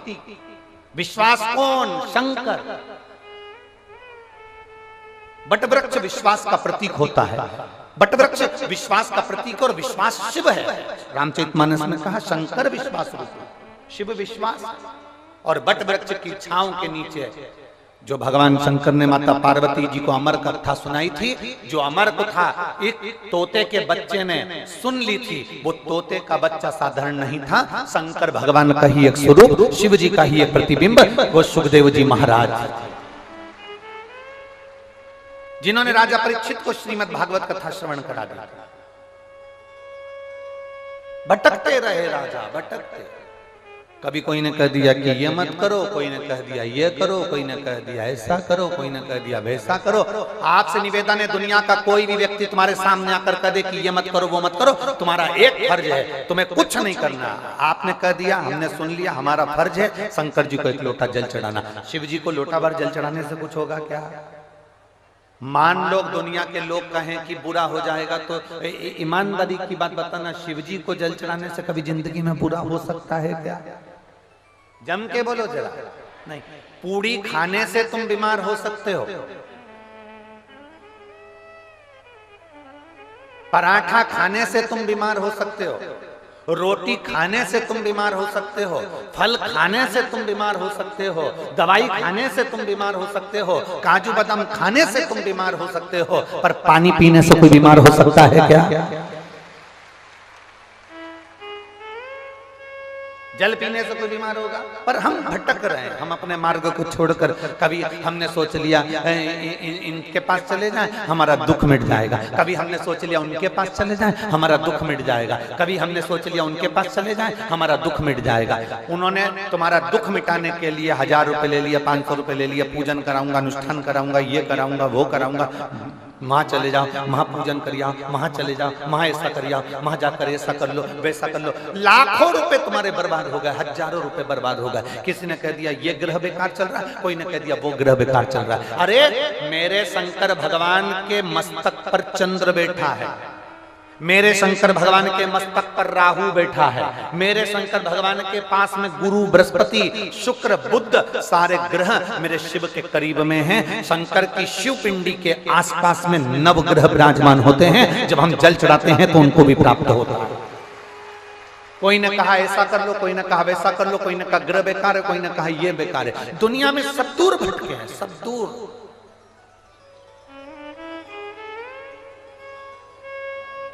यहां पर एक महिला बैठी है, वो शिव जी के मंदिर जाती थी, लोग उसको अपशब्द करते थे। पहला शब्द तो उसको कहते थे तू बांझ है, तेरे घर में औलाद नहीं है।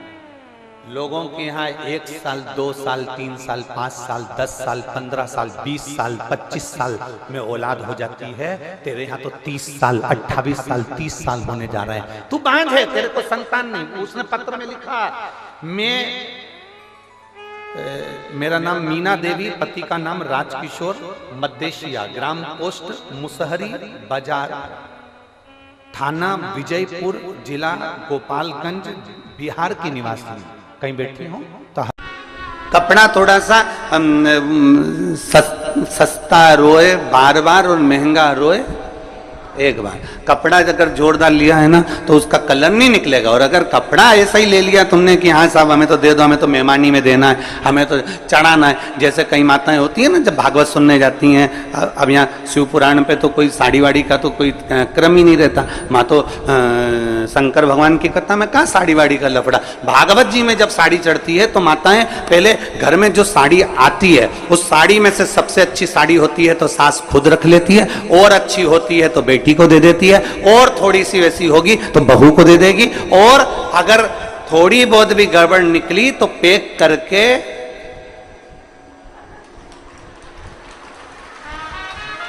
और भागवत जी में चढ़ा दे।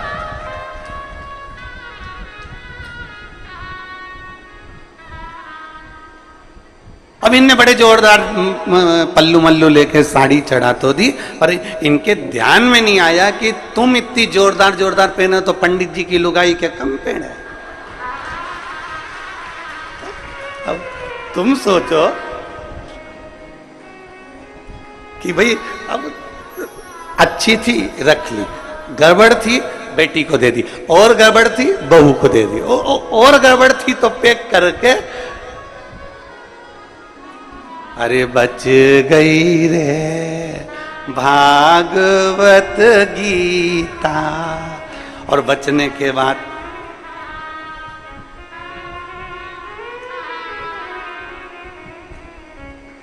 दान का महत्व मालूम है आप लोगों को? दान का महत्व मालूम होना चाहिए। दान का महत्व किसको कहते हैं? जैसा तुम खाओ वैसा खिलाना जानो, जैसा तुम पहनो वैसा पहनाना जानो, जैसा स्वयं के लिए हो वैसा दूसरे को दिया जाए।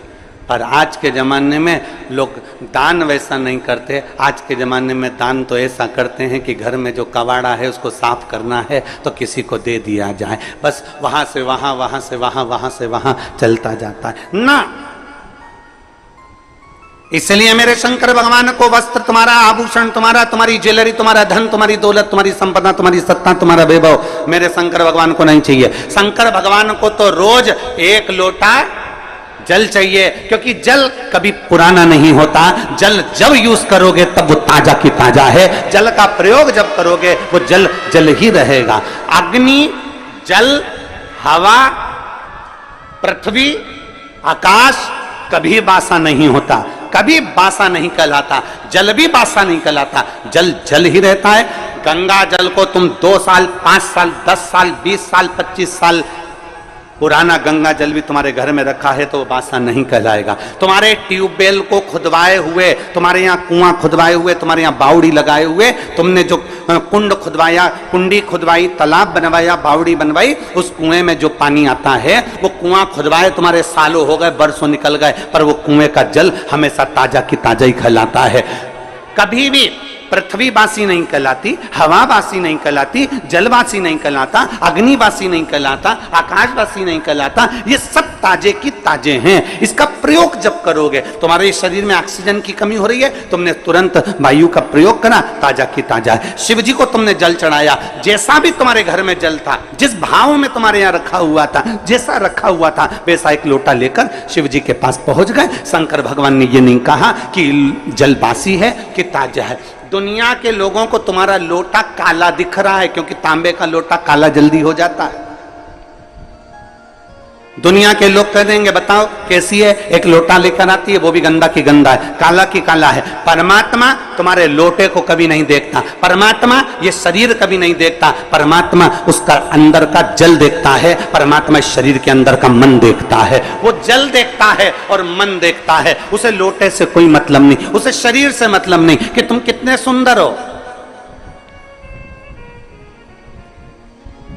उसको शरीर से मतलब नहीं कि तुम्हारी सुंदरता कितनी है, तुम कौन हो, उसको शरीर से कोई। तुम कितने करोड़पति हो, कितने अरबपति हो, कितने वैभवपति हो, तुम दुनिया के कितने बड़े भी करोड़पति बन जाओ, पर कितने बड़े भी सेठ बन जाओ, शंकर भगवान रहते हैं शमशान में, जहां सबकी शान सम है, उसका नाम सम शान है, वहां सब बराबर हैं। पैसे वाला व्यक्ति मरकर जाता है वो भी राख का ढेर बन जाता है, और गरीब व्यक्ति मरकर जाता है वो भी राख का ढेर बन जाता है। पैसे वाला जाता है तो वो भी सफेद चादर में जाता है, गरीब जाता है वो भी सफेद चादर में जाता है। पैसे वाला जाता है वो भी बांस पर बांबू पर जाता है, गरीब भी जाता है तो बांस पर बांबू पर जाता है। अमीर भी जाएगा तो कंधे पर जाएगा, भले उसके यहाँ कितनी भी BMW खड़ी हो, भले उसके घर में कितनी बड़ी बड़ी गाड़ियां खड़ी हो, कितने बड़े बड़े भी उसके पास में ड्राइवर खड़े हो, पर आखिरी सवारी तो कंधा ही होता है। चाहे वो पैसे वाला मरे चाहे गरीब मरे, गाड़ियां सब दरवाजे पर खड़ी की खड़ी रह जाती है। अंत समय परमात्मा के द्वार पर जाना पड़ता है। शिव का दरवाजा है ही ऐसा, शंकर की चौखट है ही ऐसी, शिव का द्वार है ही ऐसा, जहां सबकी शान सम है, उसका नाम सम शान है, वहां कोई बड़ा नहीं, कोई छोटा नहीं, जो आया उसकी दृष्टि में सब बराबर हैं। बस वो तो तुम्हारे ऊपर का सुंदरता नहीं देखता, आप कितने अच्छे कपड़े पहने हो उससे मेरे शंकर जी को कोई मतलब नहीं है, आपने क्या पहना मेरे बाबा को उससे कोई मतलब नहीं है, आपका लोटा कैसा हो रहा है मेरे बाबा को उससे कोई मतलब नहीं है। बाबा तो ये कहता है कि तेरे लोटे में जो जल है मुझे उससे मतलब है, और तेरी इस काया के अंदर जो तेरा मन है मुझे उससे मतलब है, बाकी का किसी चीज से मुझे मतलब नहीं। क्या करूं मैं उस लोटे का? अब मालूम पड़े कई कई माताएं ऐसी भी होती है कि लोटा तो घिस रही है, साफ भी कर लिया, पर दिल, लोटा साफ कर कर मंदिर में पहुंच भी गई, और पहुंचने के बाद अगर वहां मंदिर में झगड़ा करे, हट हट थोड़ा साइड दे, मैं नहीं चढ़ाऊं जल। बेलपत्ती चढ़ाई, इतनी देर में दूसरी उठा के ले गई, तो आंखें बंद करी थी और गुस्से में लाल हो गई, मेरी बेलपत्ती कौन ले गया? आसपास देखा, अब बता, लोटा तो तूने बहुत घिसा था पर दिल नहीं घिस पाई। अरे सोचना था तेरे को, हो सकता है तो उससे ज्यादा जरूरत किसी दूसरे को तेरी बेलपत्री की थी, इसलिए लेकर चली।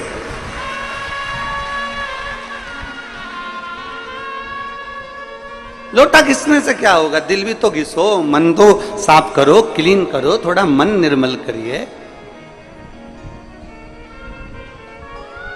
और मैंने तेरे ही भरोसे बाबा, तेरे ही भरोसे हवा बिच उड़ती जावांगी, बाबा डोर हटो छड़ना कटी जावांगी, भोले मैं तेरी पत्नी, शंभू मैं तेरी पत्नी, हवा बिच उड़ती जावांगी, बाबा डोर हटो छड़ना कटी जावांगी। अपना मन तो क्लीन करो, मन साफ करो, जरूर है। तुम्हारे शरीर से परमात्मा को कोई मतलब नहीं है, कोई मतलब, क्योंकि परमात्मा के पास में शरीर जाता ही नहीं है।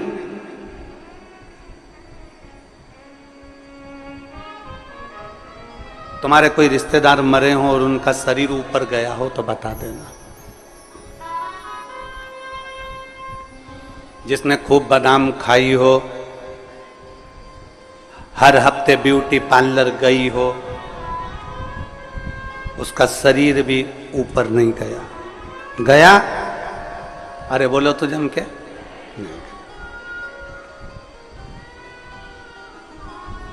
नहीं। शरीर से मतलब ही नहीं उसको कि तुम्हारा शरीर तुम कितना सुंदर रख रहे हो, उससे कोई मतलब नहीं है। उसको तो मतलब है निर्मल मन सो मोहि पावर मोहि छल छिद्र कपट ना भावा।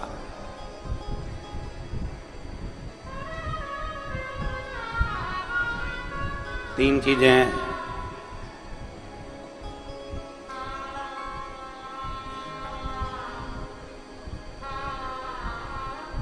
तीन चीजें,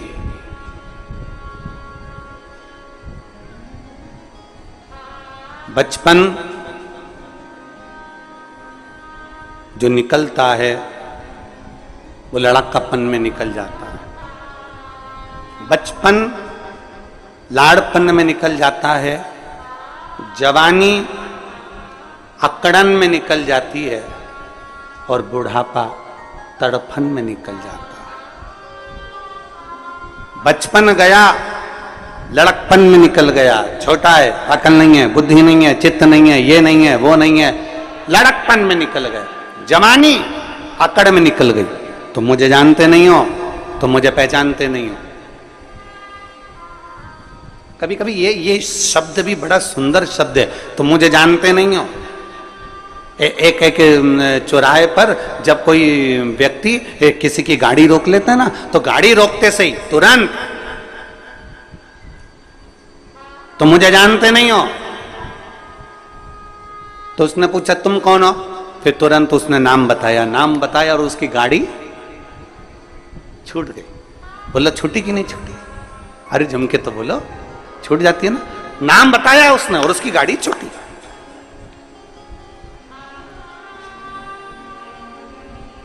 डॉक्टर को दिखाने जाओ और भीड़ बहुत लग रही हो, फिर नंबर देने वाले से कहे तुम हमें जानते नहीं हो, फिर नाम बताया, नंबर जल्दी लगा कि नहीं लगा? बोलो जम के तो बोलो, लग गए। जब गाड़ी पकड़ाती है और नाम बता देने से गाड़ी छूट जाती है, तो फिर अपने को भी ये बात अपने अंदर धारण कर कर रख लेना चाहिए कि गाड़ी को पकड़ा, नाम बताने से गाड़ी छूट गई, तो जब यमराज हमें पकड़े तो हमें भी शंकर का नाम बता देना है, तो हम भी छूट जाए। गाड़ी पकड़ी और नाम बताया तो गाड़ी छूट गई, तो क्या वो यमराज के सामने नाम बताओगे तो ना छूटोगे? और अंत समय प्रभु आना पड़ेगा, वचन दिया तो निभाना पड़ेगा। आए ना आए प्रभु कुटुंब कबीरा, अंत समय प्रभु आना पड़ेगा, वचन दिया तो निभाना पड़ेगा। और अंत समय प्रभु आना पड़ेगा, वचन दिया तो निभाना पड़ेगा। जब एक नाम बोलने से गाड़ी छोड़ दी जाती है, तो उस परमात्मा का नाम लेने से श्री शिवाय नमस्तोभ्यम, ओम नमः शिवाय, नमः शिवाय। जब राम नाम, कृष्ण नाम, शिव नाम, परमात्मा का नाम हम जब लेते हैं, तो वो यमराज भी छोड़ देता, छोड़ना पड़ता है। मार्कंडे बाबा का चरित्र कहता है, मार्कंडे बाबा को केवल छोटी सी उम्र मिली थी और कह दिया उसके माता पिता ने शंकर जी को पकड़ ले, शिव जी को पकड़ा। आखिरी में शंकर का गुणगान कर रहे थे, नाम ले रहे थे और यमराज आ गया, छोड़ना पड़ा। नाम का असर बड़ा होता है। जैसे ही फोन लगाया, नाम दिया कि किसकी गाड़ी, नाम सुना, छोड़ दी गई। तो परमात्मा का नाम लोगे तो यम की कैद से भी छूट जाओ।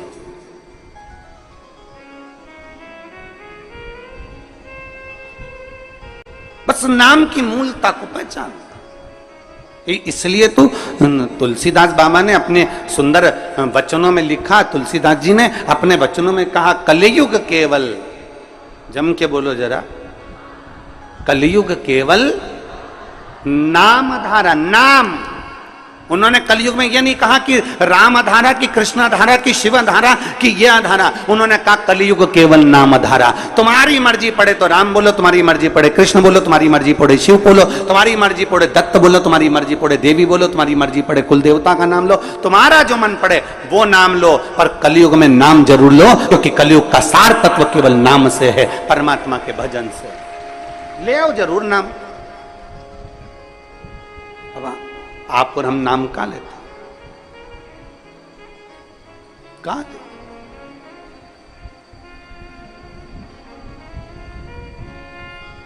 एक पत्र है,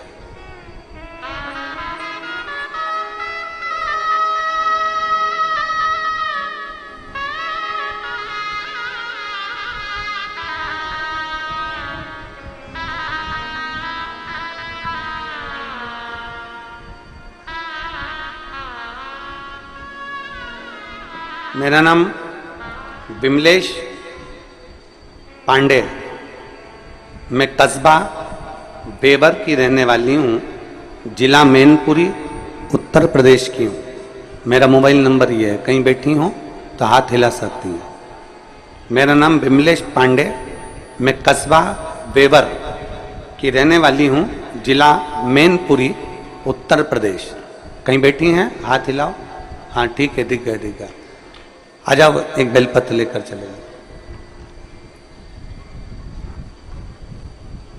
मेरे पति की आंखों की रोशनी चली गई 2023 में। डॉक्टरों को दिखाते दिखाते कई महीने निकल गए और दोनों आंखों से दिखना बंद हो गया। पूरी की पूरी आंखें चली गई। डॉक्टरों से इलाज करवाया, ऐसा कोई डॉक्टर नहीं छोड़ा बड़े से बड़े हॉस्पिटल का, शहर का, जहां हमने इलाज ना करवाया। और डॉक्टरों ने कहा कि इसमें हमें लगता है कि नसें कुछ चोक हो गई जिसके कारण बस देखने में नहीं आ रहा। दोनों आंखें चली गई, रोशनी पूरी चली गई, दिखाई देना बंद हो गया। अब करें तो करें क्या? तभी पहली बार आपकी कथा टीवी के माध्यम से श्रवण करी और श्रवण करने के बाद आपने कहा कि 1 लोटा जल शंकर जी को चढ़ाओ और चढ़ा हुआ जल आचमन करो। हम उस जल को आचमन ना करते हुए हमारे पति की आंखों में कपड़े को गीला कर कर वो आंखों पर लगाना प्रारंभ कर दिया। मंदिर से एक बेलपत्र लेकर आते, उस बेलपत्र को पति को खिला देते, जल पति की दोनों आंखों में पट्टी जैसा लगाना प्रारंभ करा। जब डॉक्टरों ने कह दिया इसका कोई भरोसा नहीं है कि कब आएगी, और हमने फिर भगवान शंकर पर भरोसा करना प्रारंभ करा। 1-1.5 महीने तो आंखें नहीं आई, 2 महीना निकल गए, आंखें नहीं आई। तब हमने शिव के मंदिर जाना नहीं छोड़ा, पशुपति व्रत करना नहीं छोड़ा, और बाबा का क्या गुणगान करूं गुरुदेव। फिर हमने विचार करा कि आंख की रोशनी तो आ ही नहीं रही। फिर हमने अपने पति को लेकर सीहोर कुबेरेश्वर धाम पर आ गए और अपने पति को लेकर यहाँ कुबेरेश्वर धाम पर आए। यहाँ से हमने रुद्राक्ष मांगा और रुद्राक्ष लेकर हम चले गए। तांबे के कलश में उसको गलाते, शिव जी को जल चढ़ाते, वो रुद्राक्ष का जल अपने पति को पिलाते और आंखों में लगाना प्रारंभ करा। आज मेरे पति की ये 2024 में आंखें वापिस आ गई। मैं बाबा को धन्यवाद देने के लिए आई हूं। ये शिव तत्व है। एक शिव और शिव की उदारता।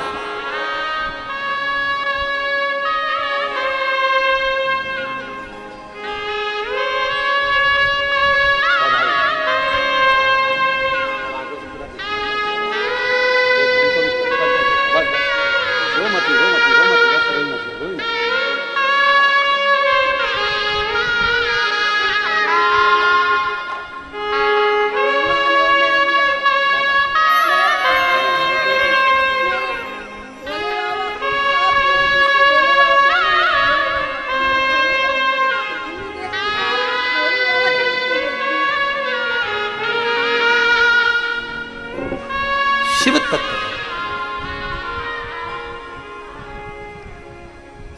डॉक्टरों ने मना कर दिया था कि आंखें वापस नहीं आएगी। मैं अपने पति को लेकर, उन्हें दिखता नहीं था, धाम पर आ गई, रुद्राक्ष लिया, लेकर चली गई। बाबा की कंकर शंकर पूजन कर कर गई और बाबा ने मेरे पति की आंखों को वापस दे दिया। ये शिव तत्व, योग घड़ी, एक विश्वास हमारे भीतर शिव के प्रति, शंकर के प्रति। आप सीहोर वाले महाराज जी से मिलने के लिए नहीं आए हो, ना सीहोर वाले महाराज से आपका कोई रिश्ता है, ना संबंध। एक संबंध सीहोर वाले महाराज से जरूर है कि आप मेरी बहन हो, मैं आपका भाई हूं, और पुरुष जितने हैं वो मेरे जीजा हैं, और मेरी बेटियां, मेरे बेटा, मेरी माताएं, सब मेरे रिश्ते। पर खास रिश्ता तो आपका मेरे कुबेर भंडारी से है। वो रिश्ता कभी जिंदगी में समाप्त होने वाला नहीं। एक संबंध तुम्हारा शिव से जुड़े।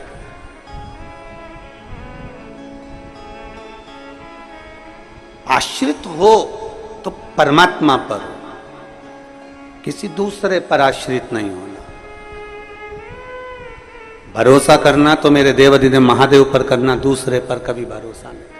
इंसान का करा गया भरोसा टूट जाएगा, पर परमात्मा का करा गया हुआ भरोसा कभी जिंदगी में नहीं टूटता। वो भरोसा अजर और अमर रहता है।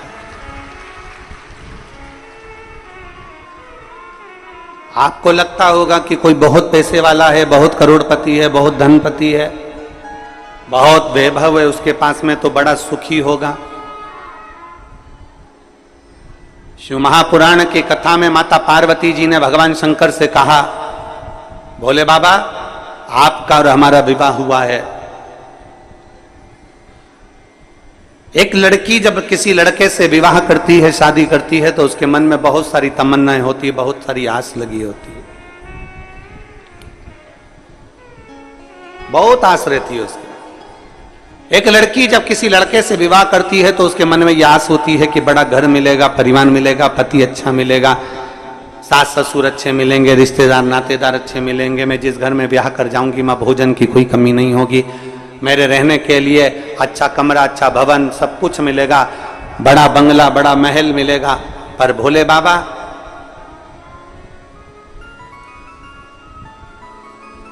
आपकी अर्धांगिनी माता पार्वती जी कर रही, आपकी अर्धांगिनी विवाह कर कर आई, नंदी पर चढ़कर अपने पिता का सारा ठाट छोड़कर, हिमालय राज का पूरा वैभव छोड़कर, हिमालय राज का पूरा ठाट छोड़कर, हिमालय राज के घर की पूरी पूंजी छोड़कर, हिमालय राज के घर का पूरा वैभव छोड़कर, ये बेटी हिमालय राज की आपके साथ में विवाह कर कर यहां आई।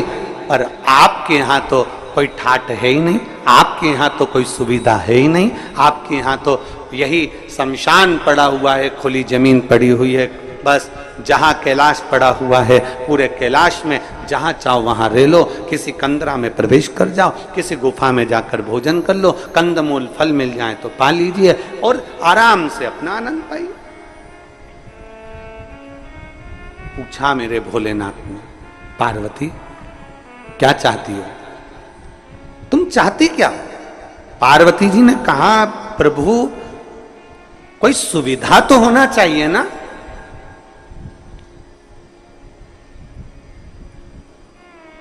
तुम सारे तीर्थ में जाओ, वहां पर बहुत सुविधा देखना, सारे तीर्थों में बहुत सुविधा देखना, एसी का रूम मिल जाए, अच्छा पलंग मिल जाए, अच्छी गादी मिल जाए, अच्छा कमरा मिल जाए, अच्छी व्यवस्था मिल जाए, अच्छा भोजन मिल जाए, अच्छे से अच्छा सामान मिल जाए, हम जब मंदिर में दर्शन करने जाएं तो हमारा वीआईपी दर्शन हो जाए, हम जब पहुंचें तो मंदिरों में हमारा ये आनंदमय कोई आए और हमारा हाथ पकड़कर हमको दर्शन कराए।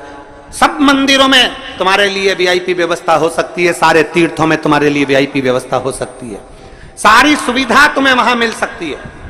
पर कुबेरेश्वर धाम जब भी आना तो ये मत सोच कर आना कि यहाँ सारी सुविधा मिलेगी, क्योंकि जहां सुविधा होती है वहीं दुविधा होती है, यहाँ सुविधा है जैसी वैसे प्राप्त हो जाती है। अधिक सुविधा में दुविधा होती है। यहां तो भोजन भी आपको बनाना है और खाना भी, अरे बोलो तो जम के, आपको ही है। कद्दू भी आपको ही काटना है और बनाना भी आपको ही है, रोटी भी आपको सेकना है और खाना भी आपको ही है, खिचड़ी भी आपको बनाना है, चावल बीनना भी आपको ही है, सब्जी काटना भी आपको ही है। और अंदर यही होता है, आप में से कई माताएं, कई भाई, कई बहन, कई बेटियां, कई बेटे आते हैं, सेवा करते हैं और कद्दू काट रहे हैं, सब्जी काट रहे हैं, कहीं रोटियां बना रहे हैं, कहीं कोई सेवा कर रहा है, कोई झाड़ू लगा रहा है, कोई मालूम पड़े नुक्ती तल रहा है, कोई मिक्सचर तल रहा है। हमारी भोजनशाला में एक भी हलवाई नहीं है, हमारी भोजनशाला में केवल आप आते हो, भोजन बनाते हो और चले जाते। जितने हो आप आते हो, भोजन बनाते हो, चले जाते। आप में से कोई बाहर से आता है, वो कह देता है कि हम भोजन बनाना जानते हैं, उनको बिठा देते हैं कि तुम नुक्ती तल लो। आप में से कोई आके कहता है हाँ हम तलना जानते, तो उसको मिक्सचर बनाने बिठा देते हैं।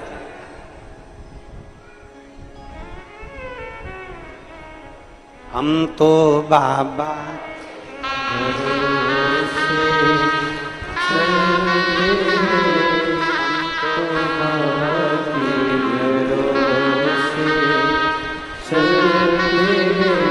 अगर सुविधा चाहिए तो यहां सुविधा नहीं, क्योंकि सुविधा जिसके पास में बहुत होती है, बहुत वीआईपी कल्चर में जो रहता है, बाद में वही दुविधा में रहता है। क्योंकि मालूम पड़े दरवाजे पर 4 लोग आए और निकल कर तुम दूध तक लेने ना जाओ, किसी को पानी पिलाने ना जाओ, तो घुटने में धीरे धीरे जंग लग जाती है, कमर में जंग लग जाती है, चलते नहीं बनता, फिरते नहीं बनता, काम नहीं बनता। आप में से ये जितने जजमान परिवार बैठे हैं, इसमें एक मुंबई का पंचाल परिवार भी बैठा हुआ है, खड़े हो जरा।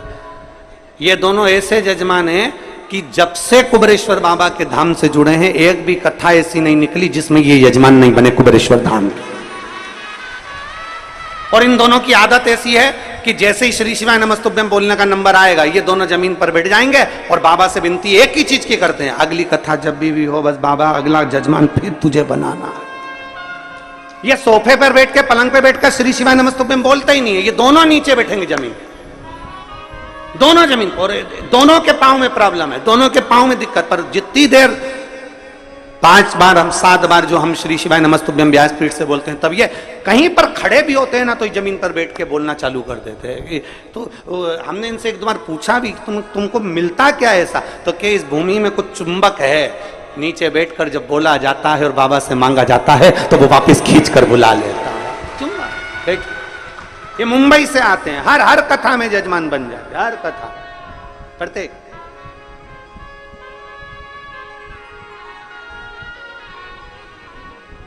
यहां सुविधा नहीं है। जिसको बहुत सारा राजसी ठाट चाहिए हो तो वो अपने घर से, अगर किसी को लगता हो कि हाँ हमको ये वीआईपी व्यवस्था चाहिए तो अपने घर से एक बढ़िया गाड़ी तैयार करे, उसमें पूरी व्यवस्था लेकर पहुंचे। पर बाबा के यहाँ पर तो केवल एक चीज मिलती है, यहाँ कंकर और शंकर के सिवा कुछ नहीं मिलेगा। केवल कंकर शंकर, केवल कंकर शंकर। जमीन पर सोगे, अपनी पन्नी बिछाओ, अपनी दरी बिछाओ, अपना ओढ़ो, अपना सो, क्योंकि आपका अपना ये कथा का पंडाल नहीं होता, ये कथा का पंडाल नहीं है। जब आप बाबा के धाम पर कथा सुनने के लिए आते हो तो हम तो ये मानते हैं कि जैसे कोई पूर्व के समय में तीर्थ करने जाते थे, अपनी दरी, अपना सामान, अपना बर्तन लेकर जाते थे और बैठकर तीर्थ करते थे, बस बाबा के धाम में वैसे आओ, अपना तीर्थ करो, अपना आनंद करो, बाबा से गुणगान गाओ और बाबा से प्रार्थना करो और चले जाओ। फिर वो धीरे धीरे धीरे धीरे धीरे धीरे तुमको कैसे बुलाएगा, कितने ठाठ से बुलाएगा, ये उसके ऊपर निर्भर कर। कितने ठाठ से बुलाएगा ये उसके, जैसे भी आदरणीय विधायक महोदय कह रहे थे, पहले हम आए ट्रेन से, ऑटो से, फिर बस से, फिर गाड़ी से, फिर बाबा ने कृपा कर बुलाया। ये शिव भक्ति है। वो कैसे बुलाएगा वो आपके ऊपर निर्भर करता। आप में से कई माताएं ऐसी बैठी है जो एक बार नहीं कई बार बाबा के धाम आ चुकी, हर 2-3 महीने में आ जाती, हर 1 महीने में पहुंच जाती, बाबा के धाम पर आकर अपनी सेवा करी, चाकरी करी, झाड़ू लगाया, पोछा लगाया, बर्तन भांडा साफ करा और बाबा से विनती करी, हम तो बाबा के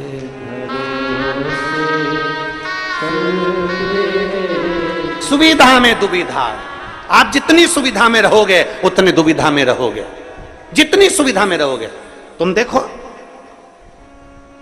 जितनी सुविधा में तुम रह रहे हो, एसी का रूम, डनलप का गद्दा, वीआईपी ट्रीटमेंट में रह रहे हो, उसके बाद में भी कमर में दर्द है, सारे डॉक्टरों का वीआईपी इलाज चल रहा है तो भी तकलीफ पे तकलीफ चल रही है, मतलब सुविधा में दुविधा है।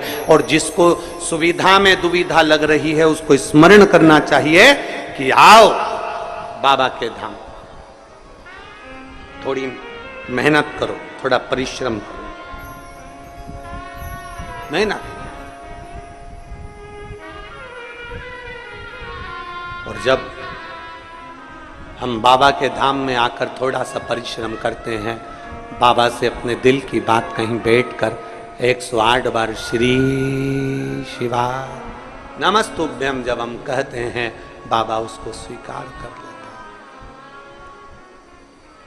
है। एक पत्र है,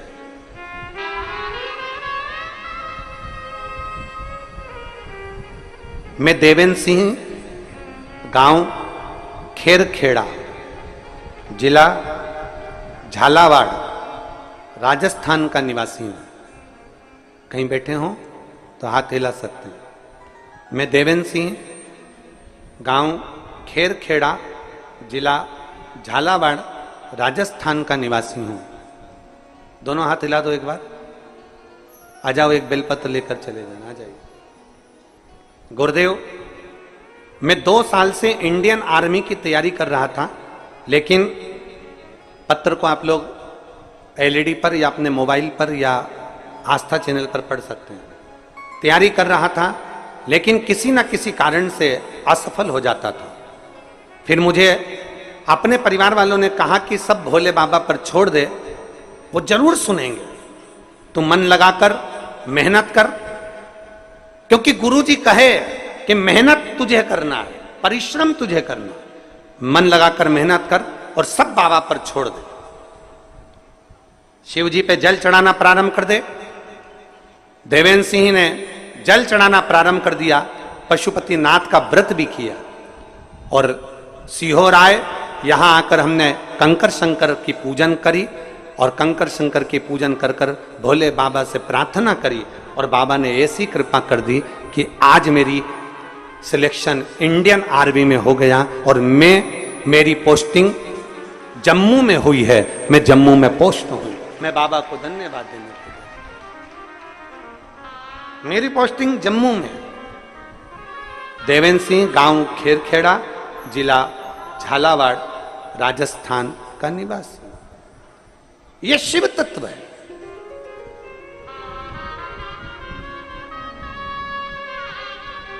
बस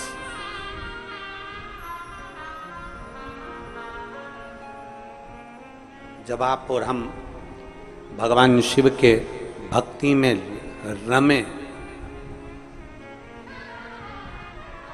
जब आप और हम भगवान शंकर की अविरल भक्ति में रमे, शिव महापुराण की कथा कहती है उस समय पर हमारे भीतर, हमारे मन में संशय नहीं होना चाहिए। इस पत्र में लिखा कि मेरे परिवार वालों ने मुझसे कहा कि शिव पर छोड़ दे, मेहनत पूरी करना, परिश्रम पूरा करना।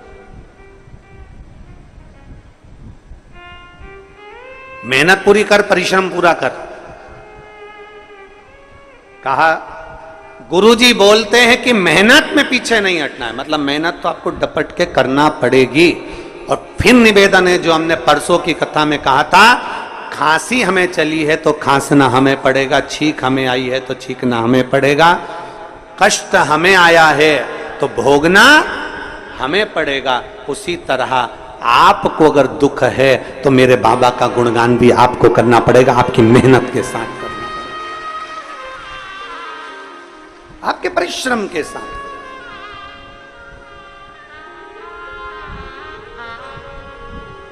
वो कल परसों 2 दिन पहले बोला था, थोड़ी मेहनत हाथ की, बाकी कृपा भोले नाथ।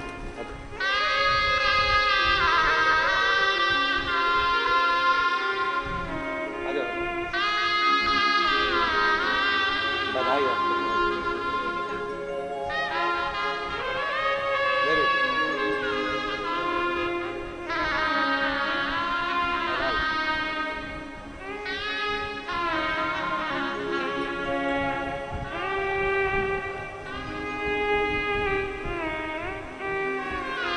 एक शिव के प्रति भरोसा, थोड़ी मेहनत हाथ की, बाकी कृपा भोले नाथ। मेहनत करो, परिश्रम, पीछे नहीं हटना। कोई तुमसे कह दे कि तेरे बस का नहीं है, कोई तुमसे कह दे कि तू नहीं कर सकता,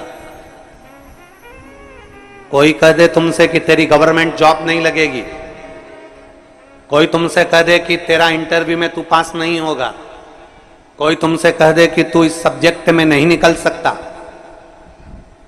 कोई तुमसे कह दे कि तू सीए नहीं बन सकता, तब उसको एक बार शिव महापुराण की कथा सुनने का मौका देना और उससे कहना कि इतनी मेहनत कर, दुनिया की चुनौती को अपने दिल में रख और चुनौती को दिल में रखकर उसको उस मेहनत के बल पर आगे बढ़कर नौकरी लगाकर अपनी मेहनत कर।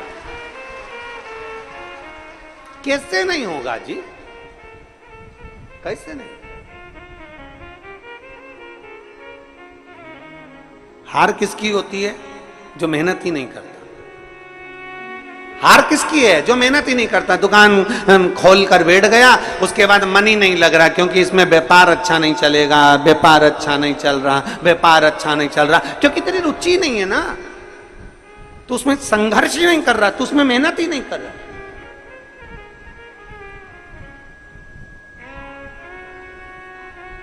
थोड़ा मेहनत करो, संघर्ष करो, आपका संघर्ष, आपकी मेहनत आपको कभी पीछे नहीं हटने देगी। थोड़ी मेहनत हाथ की, बाकी कृपा भोले नाथ की। बस वो मेहनत, वो संघर्ष आपका, वो मेहनत आपकी।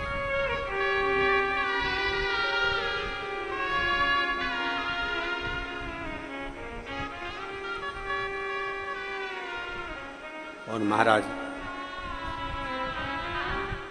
जब हम पूर्ण भरोसे के साथ में देवाधिदेव महादेव की भक्ति में रम जाते हैं, पूर्ण भरोसे के साथ, हम पूर्ण विश्वास के साथ में भगवान शंकर की अविरल भक्ति में जब हम रमते हैं, हमारे ऊपर शिव की दृष्टि पड़ती ही है, शंकर की दृष्टि पड़ेगी।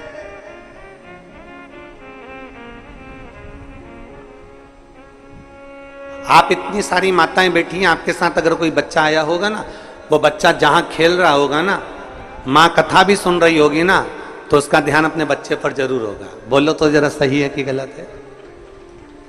बच्चा अगर खेल रहा होगा तो माँ का ध्यान अपने बच्चे पर जरूर है। बच्चा कहां है? माँ का ध्यान उस पर है।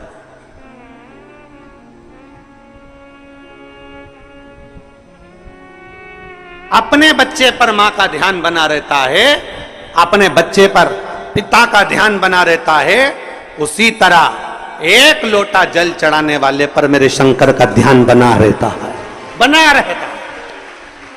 आप शिव के मंदिर में एक लोटा जल चढ़ाने जा रहे हो, शंकर का ध्यान आप पर है, भगवान शंकर का ध्यान आप पर।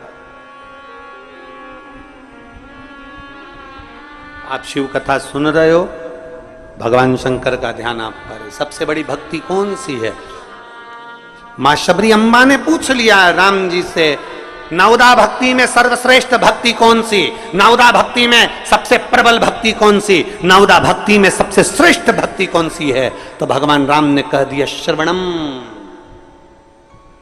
नवदा भक्ति में सबसे बड़ी भक्ति है भगवान की कथा को सुनना। जब हम कथा सुनते हैं, परमात्मा कानों के रास्ते से दिल में जाकर बैठ जाता है, हमारा विश्वास पक्का हो जाता है और हमारा दुख अपने आप मिट जाता है। श्रवणम सबसे प्रबल भक्ति है, श्रवणम सारी भक्तियों में श्रेष्ठ भक्ति है। श्रवण करना, सुन लेना। और आज के जमाने में सुनने की तो आदत नहीं है महाराज। आज के जमाने में सास कह दी है हम किसी की नहीं सुनेंगे, बहू कह देती है हम भी किसी की नहीं सुनेंगे, बेटा कह देता है मैं किसी की नहीं सुनूंगा, बाप कह देता है मैं किसी की नहीं सुनूंगा, भाई कह देता है मैं किसी की नहीं सुनूंगा, पोता पोती कह देते हैं हम किसी की नहीं सुनेंगे। तो क्या सीओर वाला महाराज सुनेगा?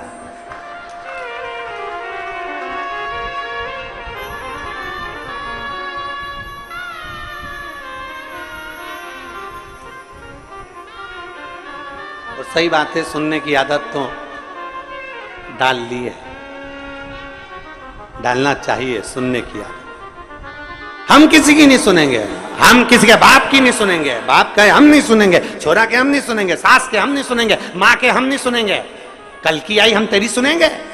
और सास के मैं किसी की नहीं सुनूं, बेटा के मैं नहीं सुनूं, पोता के मैं नहीं सुनूं, पोती के मैं नहीं सुनूं, कौन सुनेगा? आज के समय में कोई सुनना नहीं चाहता। तो यहाँ राम जी कह रहे हैं सबरी अम्बा को सर्वप्रथम भक्ति, सबसे श्रेष्ठ भक्ति, सारी भक्तियों में श्रेष्ठ भक्ति है श्रवणम, कथा को सुनना, बातों को सुनना, श्रवण करना और अपने अंदर उतारना। ये श्रेष्ठ भक्ति है। जिसने कथा को सुनना प्रारंभ कर दिया, जिसने कथा में दिल लगाना प्रारंभ कर दिया, कथा को सुनते सुनते उसके अंदर विश्वास पक्का हो गया, तो उसके अंदर इतना विल पावर आ जाता है, इतना बल आ जाता है कि वो आखिरी में जीत ही जाता है, वो हारता नहीं। विश्वास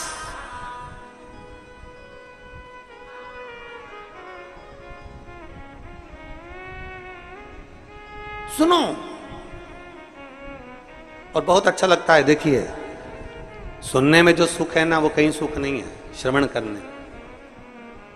अंदर विश्वास की जागरूकता उत्पन्न होती है।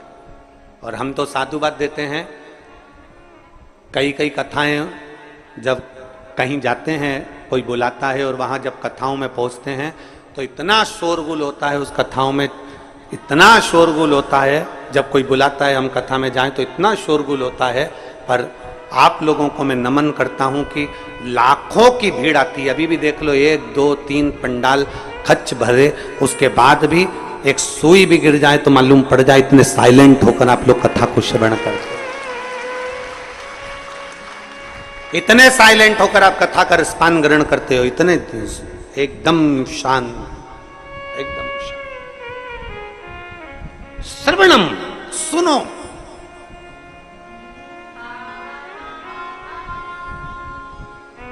जितना सुन सकते हो सुनो। जब आप सावन के महीने में 2 लोटा जल महादेव जी को चढ़ाने के लिए जाओ, तब 3 चीजें अपने अंदर धारण करना। पहले नंबर का तो 2 लोटा जल जब घर से लेकर जाओ तो जरूरी नहीं कि दोनों हाथों में लेकर जाओ, एक लोटे के ऊपर दूसरा लोटा रखकर दूसरा हाथ से अगर कोई काम हो, पल्लू लेना हो या कोई कार्य हो तो कर सकते हो। नहीं तो तुम 2 लोटा हाथ में रख लो और पल्लू डालना ना सिर पे, जरा सिर पे पल्लू। अब वो तुम्हारा लोटा हाथ में, वो बेचारा वो भेरू पल्लू रख, ठीक है, थोड़ा और खींचो ये बाजू का, तो पल्लू वो भेरू ने और खींचा है, ठीक है, ये पल्लू हमारा मुंडा में दे दो, अब ठीक है।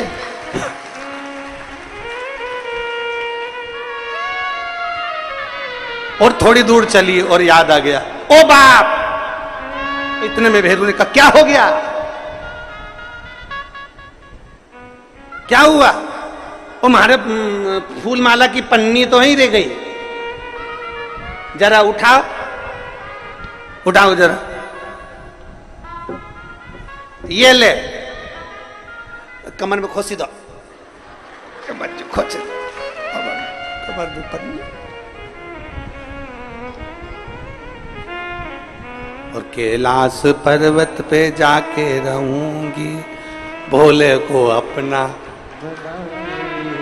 अब पति भी के अच्छा शंकर हुआ और अच्छा जल हुआ।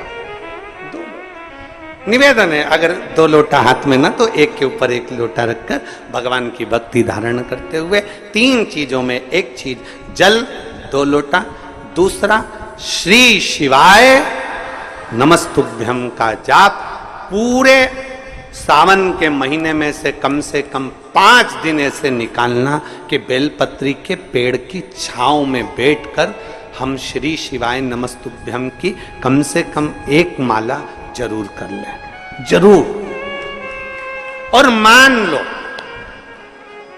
लो अगर बेलपत्री का पेड़ नहीं मिले, तुम्हारे आसपास में नहीं मिले, तो फिर एक काम करना, शंकर जी के मंदिर की बेलपत्र मिली जाए, उसको सिर पे, हमारे यहाँ कहते हैं आंवले के वृक्ष का जब आंवला नवमी आती है ना, तो आंवला नवमी आती है और आंवले के पेड़ के नीचे जाकर भोजन नहीं कर सकते, आंवले के वृक्ष के नीचे नहीं जा सकते, तो आंवले के वृक्ष की पत्ती को सिर पे रख के भोजन कर लो, तो कहते हैं कि हजारों अश्वमेध यज्ञ के पुण्य के बराबर, भंडारे के बराबर भोजन प्राप्त हो जाता है।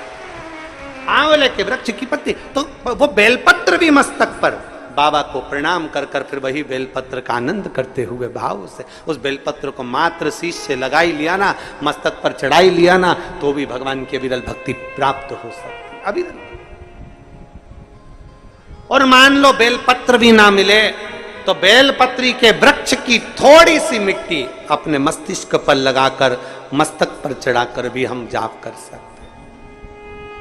बेलपत्र के वृक्ष की मिट्टी का भी चंदन हम लगा सकते, चंदन। हमने एक बार पहले –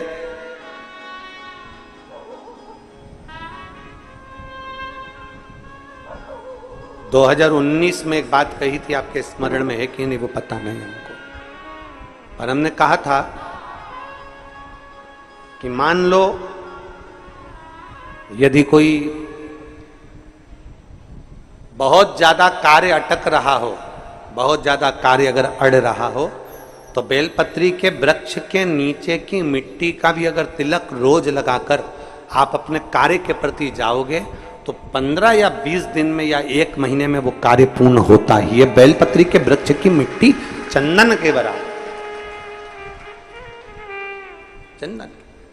3 कार्य में से एक कार्य बाबा को 2 लोटा जल, दूसरा कार्य बेलपत्री के वृक्ष के नीचे बैठकर भगवान शिव की मंत्र जाप करना, और तीसरा कार्य सावन के महीने में प्रयास करना कि एक वृक्ष बेलपत्री का जरूर लगाना जो वृक्ष बढ़ सके और आने वाली पीढ़ी के लिए आनंद करे।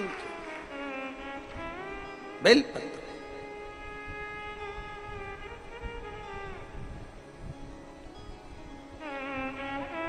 शिव का नाम लेकर, भगवान शंकर की स्तुति कर शिव के करीब,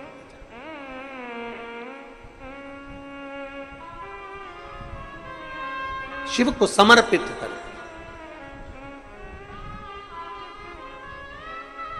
भाव से ये भाव